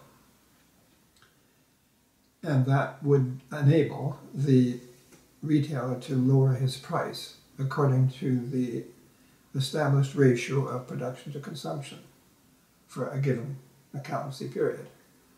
And I think, Oliver, you suggested that in these days it could be done almost in real time, because yes. With the developments in computer technology, it should be, and telecommunications, it should be possible to keep these accounts up to date at any given moment, and to also adjust the discount rate as necessary to ensure that all of the additional financial costs which have inflated prices are adequately compensated with the additional debt-free money. So the old necessity, or the former necessity of waiting for the data to be collected could almost be eliminated today because of the instantaneous flow of data that could be available, made available. That's right. Mm-hmm. And the idea, of course, is that prices should be falling normally because that ratio does normally tend to increase. That is production to consumption. Mm-hmm. But also the idea is that this price regulation would enable the totality of production of the economy to be purchased. Which is not the case today. Exactly, at all times, yes. So that there would never be any necessity for consumer debt. Consumption is the final stage of the economic process. And so at that point, all costs should be, there should be an ability to liquidate them. There should be no carryover necessary. Right. And so that savings in social credit really does not have the significance that it does under the present orthodox system. Savings is not really, in the long sense, a necessary thing with social credit. Because I think, as we mentioned, all new production would be financed by new credits, not from savings. And I think we had mentioned that savings creates the problem because if you save, you take away buying power, and that prevents things from being sold, and it prevents the producer from recovering his costs, right? That's right. And also, savings, if reinvested, is even more complicating because it creates new costs without creating new incomes. So if money is saved and invested and reinvested, it creates new values, new business services with value, but it does not create the means whereby to liquidate the debts that are incurred. So in other words, social credit takes a very different view of saving than the orthodox system. Yeah, in fact, current income would be expended to consume what is being produced. Current income will have a You claim on don't current need production. savings. It becomes virtually functionless because you're consuming as you're producing, Right. more or less, and you're using a constant flow of income In order to do it, to that's right. individuals in order to do it. But the present system cannot provide that flow of income increasingly because of the inclusion of capital costs more and more in the economy. So we have to supplement it. Today it's done supplemented by debt. And we're going to supplement it by debt-free credits or credits that are issued as a deduction from the national credit account. But nevertheless, they will be issued without creating any new debt. Right. Yes. And saving is a strange concept because you're getting current income against current production, and yet you're setting it aside to be used at some future date. And it's deceptive because if you think about it, well, you know, where moth doth corrupt and rust doth corrode, if you save goods and services, they can spoil, they can deteriorate, they can obsolesce. So are you really saving? Well, there's certainly a lot of loss involved Yeah, in this. so- Yes. That's the approach that social credit takes. I think where a lot of confusion or objections arise with regard to the compensated price as to its mechanism. How do you implement it? I think that it amounts to a subsidy, but not a subsidy in the normal sense. A subsidy is usually money that is taken from one sector in order to assist another sector. We don't do that. This is a new creation of money that creates no new costs, but it's available to liquidate old costs. There is nothing new about subsidies. Subsidies have been around for ages, and many companies give periodic discounts to their vendors, through their vendors to the consumer, and it's by agreement, and it's done all the time. And as one of our theoreticians in Australia had pointed out, he was involved with the Australian situation during the Second World War, when they had to do something to moderate the price of foodstuffs. And apparently they used credits, but they used it in an orthodox sense, but they actually used the issue of credits to reduce prices of foods, and apparently it worked very well, according to him, and he was directly involved in the program. Right. So it's important to recognize that at the present time there are many subsidies that are in place, and the economy is not dislocated because these rebates are being given. And so there's nothing about the compensated price in itself which should make Really? people nervous on that score. Sure, throw them It's back not down. unprecedented No. in any way. It's No, it's something not. that occurs all the time in the economy. It's done all the time, and as Douglas pointed out, businesses themselves do it all the time. They will do this. Yeah. So rather than having a specific or particular subsidy or rebate program, you have a general one that applies to all the transactions in the Yes, and economy. these credits would be paid so that the producer, or I should say the final vendor to consumers, is able to sell at a lower than listed price. In other words, we're saying that financial price does not reflect real price. Right. And we want to adjust the price level overall, over the economy as a whole. In other words, there would be a factor. There would be a production consumption factor that would be applied to the entire price level. And it would be beneficial both to the consumer and to the vendor Absolutely. because they're able to make the transaction, right? As long as the vendor is providing something that consumers genuinely want, they have a market. Right. That's right. And it's effective because the consumer has sufficient funds and to buy the product and allow the producer to recover his costs, Yes. as every producer must do. And from a technical standpoint, implementing a compensated price should be no more difficult than a value-added tax or GST tax. It's rather Just, it's sort of a reversal of the Reversal concept of the GST. consumption tax. And it would be, I mean, it would be very much to in the interest of the retailer to do things properly, to keep to the agreement. Mm-hmm. Because if the idea is that it would be actually voluntary to join into the program, but no end vendor would ever do that, because obviously if his competitor is going to be able to sell 10, 20, 30, 40% less than he obviously wouldn't stay in business very long. Right. So there is a very strong incentive. Because of this, we assume that there will be a very high, if not 100%, registration for the program among retailers. Because it's obviously their advantage to belong, and it's to their disadvantage not to belong.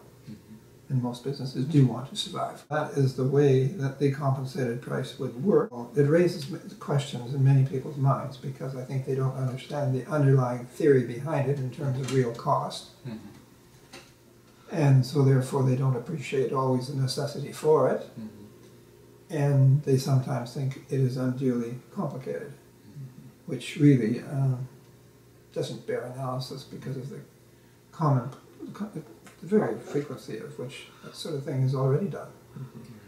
And if one accepts that the financial system should accurately reflect physical economic facts, Yes. then it makes complete sense that there should be a compensated price if present prices include items that are completely unnecessary and need to be offset with sufficient consumer incomes. Mm-hmm. So, And in fact, from Douglas's analysis of the deficiency of purchasing power, the compensated price is actually the essential reform. It is actually the core of Douglas's analysis and recommended remedial action. Yes, it is. And a lot of people seem to, quite a few people seem to accept the idea of a dividend.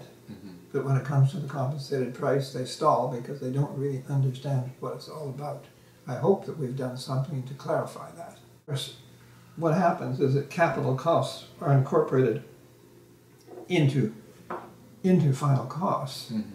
in addition to wages, salaries, and dividend, which are they're costs, but they're also income. Mm-hmm. These other costs are allocated costs, which are added but don't then generate any income in that cycle of production. And so it has been suggested, the language that has been used is that these extra costs should not be there and that they should be squeezed out of final price. Mm-hmm. Squeezed out is not a very scientific term, but they're costs which should not be there. Right. And so the compensated price would allow consumers to access production to a greater extent than at present because prices would be lower, and at the same time the retailers would obtain the money necessary to meet the capital charges.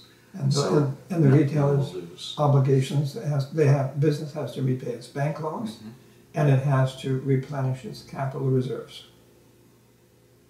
And as one social credit writer pointed out, it's not hard to find out where this hidden purchasing power goes. It goes into capital reserves. Mhm. But money that is recovered by business and put into capital reserve is no longer purchasing power. It cannot be purchasing power until it is reissued for a new production with a whole new set of costs. Consumer purchasing power. Yes, of course. Much of current economic analysis is static. Is that correct? And Douglas had a dynamic analysis of the economy. I think that would be true to say because actually increasingly we cannot claim what we've already produced before we produce something else. Whereas in social credit, there would be an instantaneous, dynamic ability for the consumer immediately to absorb or to claim everything that's coming off the production line. So I think it is correct to say that social credit is a genuinely dynamic concept of economics, whereas the orthodox system is certainly delayed. It's static in a sense, yes. And if that new production, additional production, did not take place, the former production could not be claimed. So it would be in a state of stasis, wouldn't it? So social credit says that the new money is necessary. It has to be created. Your typical conservative would probably say, no, you're just living beyond your means. But of course, when a conservative says that, or anyone else, other people will say it too, they are looking at the world through financial lens, a right? financial lens. They're not looking at the real world, that's right. You cannot live beyond your physical means. You cannot drive a car that has not yet been produced. You cannot eat a crop that has not yet been grown. And so that the whole idea, it's one of those contradictions in the Orthodox view, that you can live beyond your means. That's quite impossible. And money is an artifice. It is something we have invented as an artifice above reality. So you cannot realistically talk about living beyond your means. If you're doing that, it means you're spending more money than you're getting in, but it has no relationship to the actual availability of goods and services. And similarly, Douglas wrote an article on the fallacy of a balanced budget. Virtually everyone today probably gives lip service to the idea of a balanced budget. They give lip service because it's almost impossible to achieve under the current financial rules. Well, That's what you has mean. it ever occurred since 1694 with the establishment of the Bank of England on a continuous basis? And if governments do balance their budget, by unbalancing their budget, they inject purchasing power into the economy. So that if they do try to balance their budget, they actually force other people to unbalance their budgets. Lesser governments and consumers. They transfer the burden to other levels of government or That's to right. individuals in society. So in other words, the whole idea of a balanced budget is quite fraudulent, really. But it goes against people's so-called common sense. And I think sometimes that we need more uncommon sense than common sense. Well, they think of their own need to balance their personal budget, but there's a need for a constant infusion of fresh money into the economy. As a whole. So how is that going to be accomplished if you're functioning on this concept of balancing the budget? There's no room for the infusion, right? Under the The present. economy is growing. You have to have a growing supply of money in order to facilitate its operation. That's quite true. So under the present rules, a balanced budget is a mathematical impossibility. Simply because costs and prices are growing more rapidly than incomes. And if you're going to carry on as a society, you have to do something in order to fill that gap. Right. If we attempted to balance all our budgets, the economy would collapse, essentially. That's right. So, It's interesting to note, too, that John Maynard Keynes, his idea, as it's put forward, is that the economy gets out of balance. You have booms and busts and so on. And that in a recessionary period, you should have more government spending. And in an inflationary period, you should have perhaps taxation in order to reduce the amount of purchasing power. But it appears that that's not quite the whole story, because Douglas had previously made this discovery of the deficiency of purchasing power. And Keynes, I think, did make a comment on that. Do you remember exactly what he said, Oliver? It's a footnote in the theory of money and General theory of... general theory of, yeah, I forget the title of that Keynesian book, but it's in a footnote. It's not that Well, I'm not. There may even be more there. I'm not sure, but there's a footnote to the effect that Douglas was a sergeant rather than a general, or rather than a major, a private rather than a major in the brave army of heretics. In his earlier version of the general theory, Keynes did say that, but I think that the reference to Douglas was removed in subsequent editions. Oh, that's very interesting. But what I was getting at is Keynes made an interesting comment. He did say that as time passes, we would probably have more difficulty in financing current consumption. Yes, he had said that whenever we try to bridge the gap, let's say with capital production, that of course this may help to resolve the issue for the time being. However, those capital costs will eventually filter into the consumer market. And at that point, the only way of bridging that future gap would be to engage in even greater volume of capital production. And so the problem becomes unsolvable. Sounds suspiciously like Douglas. Yes. Yet, and some people feel that he may indeed have actually plagiarized Douglas without admitting it. He didn't propose the same remedial measures. No. He His proposed remedial measures involved central control of and the debt. economy. He didn't give any alternative to debt. Money being issued as debt. So that's quite an interesting little aspect of the whole situation too. So in a sense, there is some perhaps validity to the criticism that some people have made that Douglas and Keynes were on the same wavelength. But of course it's not true. No. Because Douglas's approach to the solution is very different than Keynes. Keynes was an inflationary approach because it allowed only for expansion through debt. And Douglas said that it is possible to issue money to reduce prices. In other words, you can have an expansion of money which can actually reduce prices. And we've just discussed that in our discussion of the compensated price. So we don't believe in the quantity theory of money as it relates to price.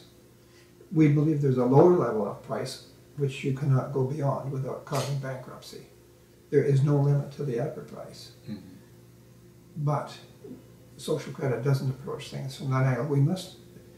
Social credit approaches things from an accountancy perspective, not from a pricing perspective. Is that correct to say? Yes. A cost accountancy. The important thing is that costs are covered and that businesses that do deliver what consumers want are able to make a reasonable profit.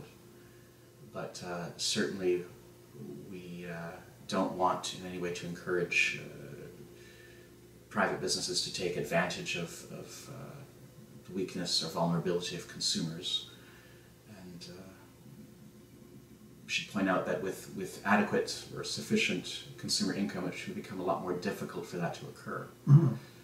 And I believe Douglas said that price making and credit issue are one aspect of the same thing. Are two aspects of the same thing. Right. And that the two have to be married. Right. They have to be integrated so that any additional money that you put in the system is not going to be inflationary. Right. So when people talk about social credit as having the potential for inflation, it's entirely wrong, because in fact social credit stands very strongly for falling prices. Right. It's anti-inflationary. Absolutely.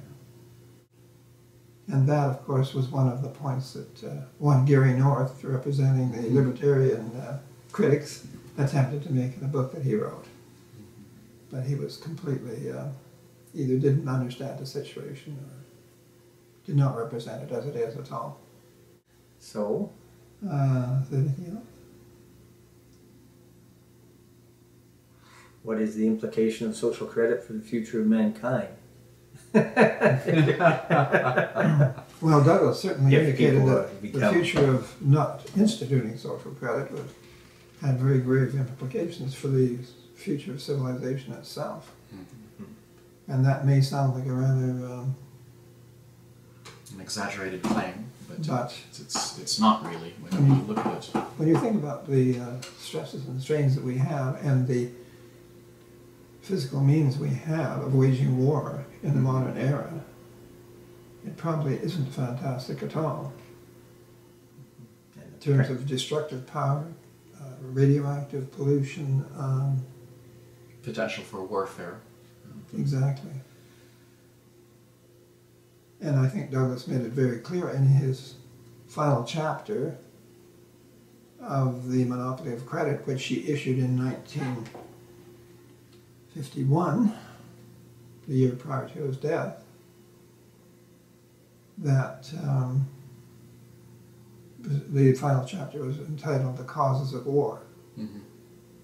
And I think he made it quite clear that a continuation of this highly, increasingly competitive international trade war can only result in increasing actual physical wars, which is, been war constantly ever since, right? and that final chapter was actually broadcast on the BBC, and it is actually available as a YouTube program on the internet, and you can hear Douglas speaking himself. It's the only recorded talk that we have of Douglas. We were able to get it from the BBC before they purged their files. There's another very important, it was a debate between C.H. Douglas and Professor Robertson. Mm-hmm. It would have been marvelous to have that, but we weren't able to retrieve it before the BBC had purged it from their collection of tapes. And in those days, people didn't have personal means of recording like they do today, so I doubt if there's anyone in the world who could have that recorded. I should mention, too, that Victor Bridger from Australia, I think we mentioned him before, he had worked for the Australian government in wartime pricing and so on, and he actually compiled a considerably collection of critiques of the A plus B theorem. In other words, Douglas's formal statement of his position, describing the defect in the price system. Quite a number of critics, actually, that Mr. Bridger actually dealt with, and he gave an answer to these various critics. And I think it's called the A dollars plus B dollars and all that. So that would be a very good source for students who want to see some of the social credit rebuttals to the criticisms that have been made. And where would they locate that document and other documents dealing with social credit? I'm not too sure right now. It may be in Australia with the allure.org. Australian League of Rights. Yes, the Australian League of Rights. There are other blogs that are either, in effect, there's another one that has been established in Australia. It's sort of a virtual university for social credit. And I would imagine that they would have that book in their files too.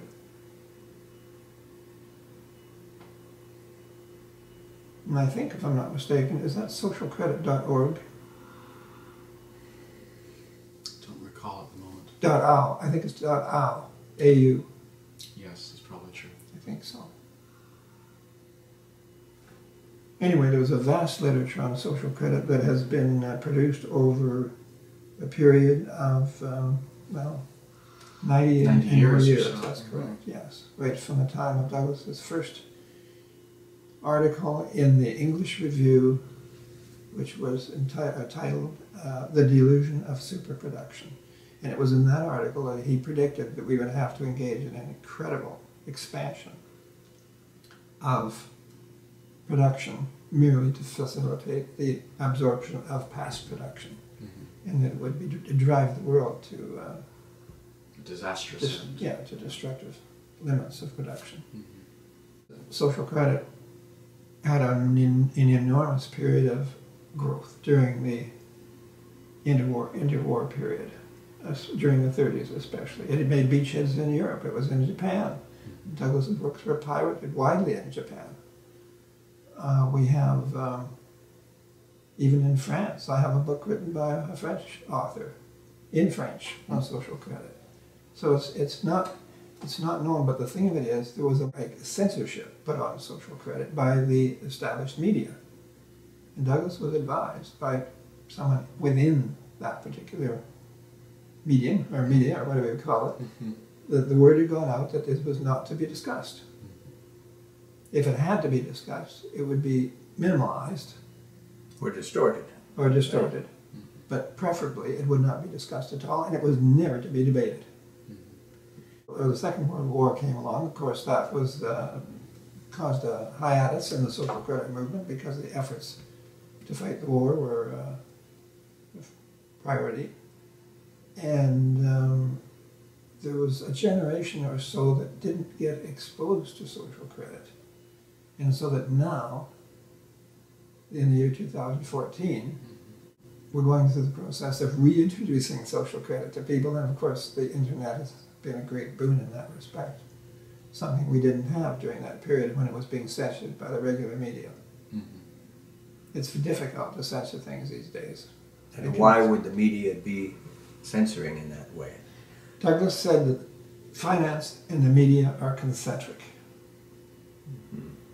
In other words, the media is controlled by finance. Yes. Every business has to have access to finance. Right. And that it depends upon that access for its survival. And it is the banking system as a whole that provides that credit. And the banking system has no interest in advancing the cause of social credit. The present financial system grew according to the benefit or perceived advantage of the people who were running it. And it wasn't designed as a system that was supposed to be necessarily socially beneficial. Now, what we'll say about the present system, it has been effective to a considerable extent in promoting production, albeit the wrong kind of production. But it has been grossly defective in affecting distribution of final product. Right. And Douglas made it clear that he felt that given an opportunity, supported by adequate consumer market, that the productive system would look after itself quite well. You don't have to worry too much about it. It's quite capable. But all things physically possible in social credit should be made financially possible. There should always, if anyone has a sound business proposal, they should not have to forego the opportunity to engage in that service to the public because of a lack of money. All new production should be financed by new credits. And you don't have to nationalize the banking system to do that. In fact, Douglas was strongly opposed to nationalization. He said if you do that, you'll put the banking system in an even more impregnable position. That brings another topic to mind, which we should address, and that is the whole question of usury. Because there are many monetary reformers who recognize that the present system doesn't work very well, but they seem to believe that the core of the problem has to do with the fact that the banks charge interest on loans that they advance. And so we probably should clarify that while it's true that bank charges in whatever form can be onerous if you don't have the purchasing power required to pay them, or exploitative if people are forced into a situation where they have to borrow, which we do. Which we are, yes. That is not the core of the defect in the financial system which Douglas drew attention to. And if we can increase the volume of effective purchasing power, then many, if not all, of the problems associated with bank charges, with interest, would evaporate. That's right, Oliver. It's the way that social credit differs fundamentally from usual monetary reformers who almost invariably look to the reduction or elimination of interest that is on money that is issued. And they're almost invariably driven, as an attempt to deal with that, to restore the creation of all money to the state. Now, if that's not, in effect, nationalization, I ask for clarification on the question, because surely to goodness we don't want all money to be issued from a central source. Right. Because the person who issues money, Controls. they're going to do it according to the policy that they approve. And regardless of how beneficent or such an order might be, I mean, it's a type of power corrupts. Yes. And if you give individuals too much power, it will corrupt them. And governments will be Beyond corrupt. that, I think that certainly there are some people in this world who, for whatever reason, are drawn to the centers of power, Yes. wherever they may be.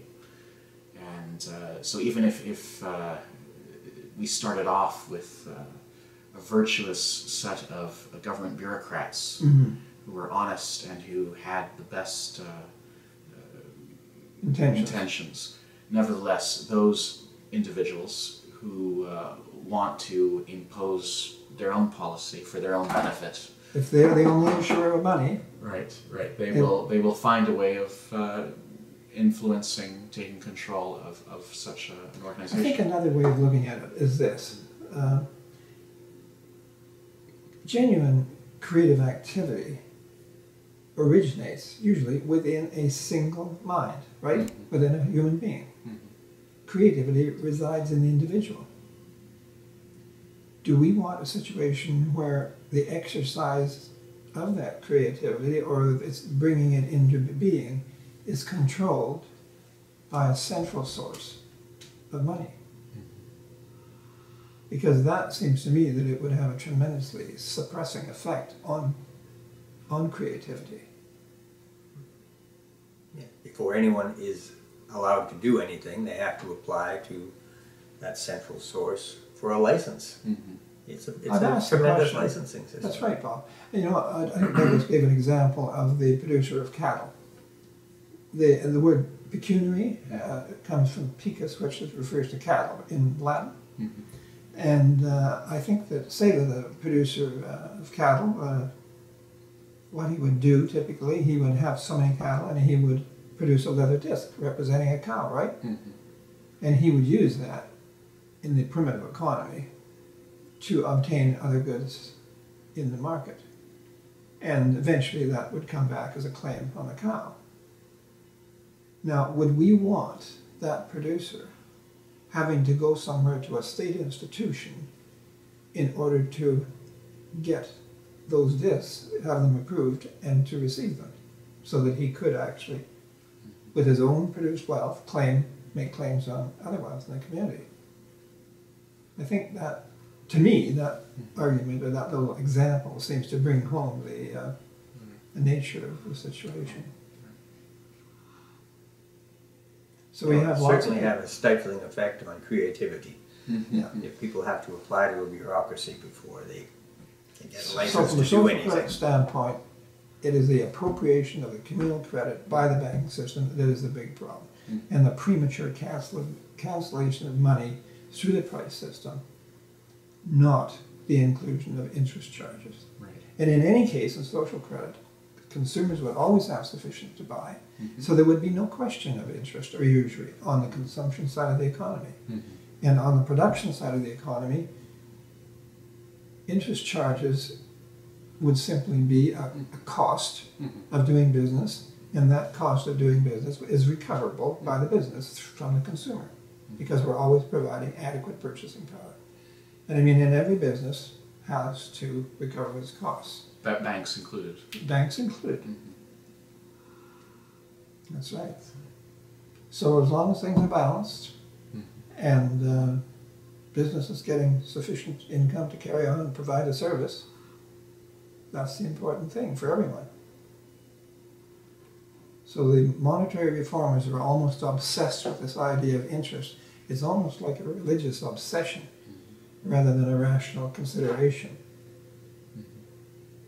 And they're missing the nub of the problem.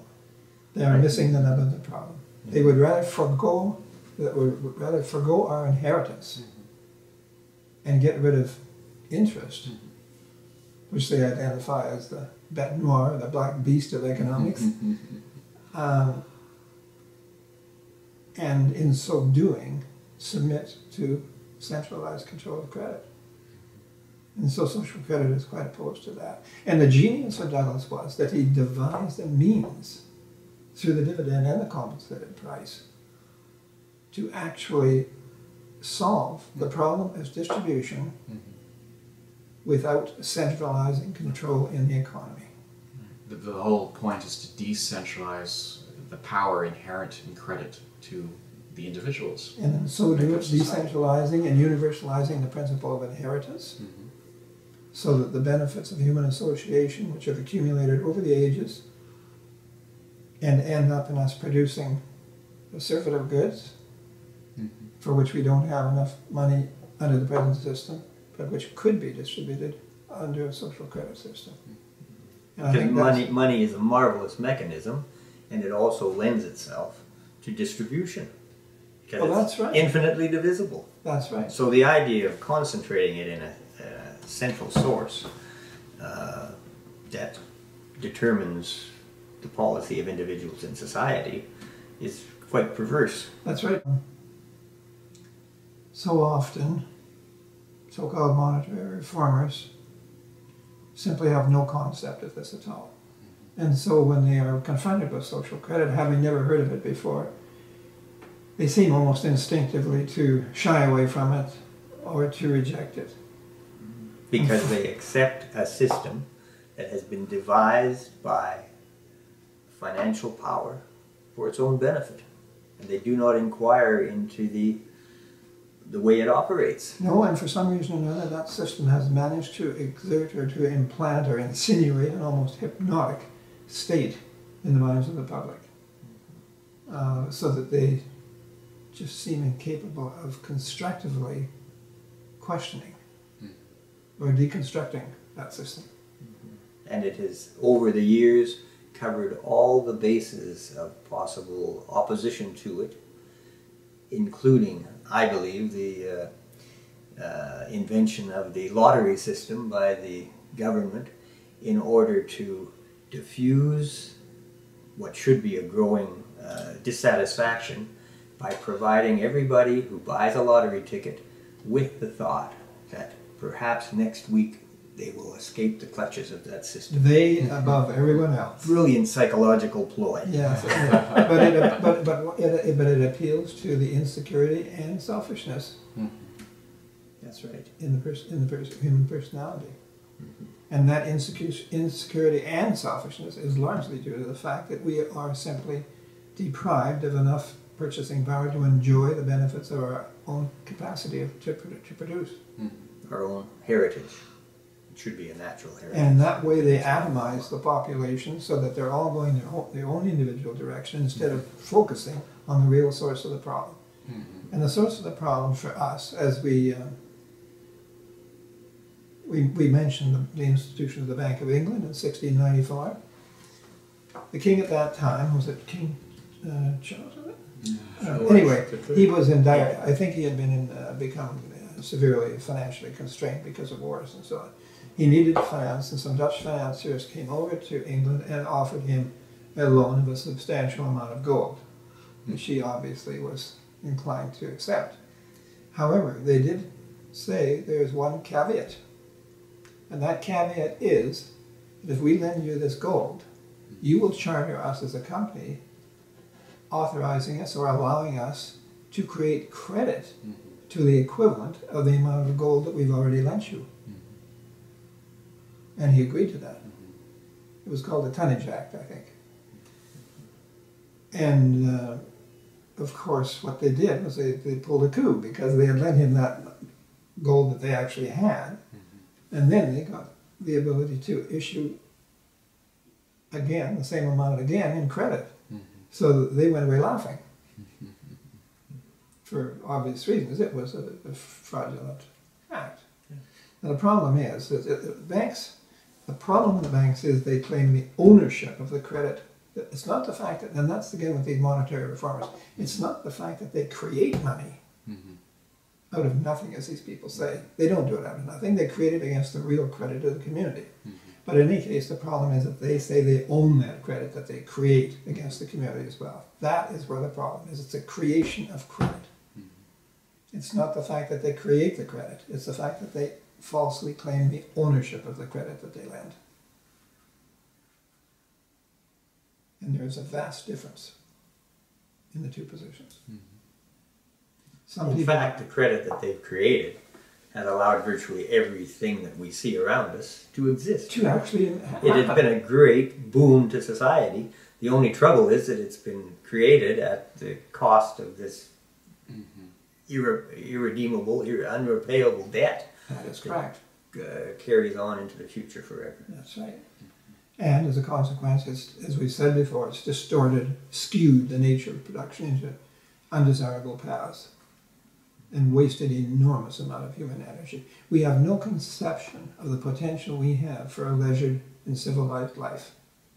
I don't think people can even conceive of it. When you consider the enormous waste and destruction that has gone into 2 world wars in the last century, that has gone into continuing wars, if all that effort, which is totally unnecessary, were directed toward beneficial production or just plain leisure, can you imagine the type of life that we could have on this earth?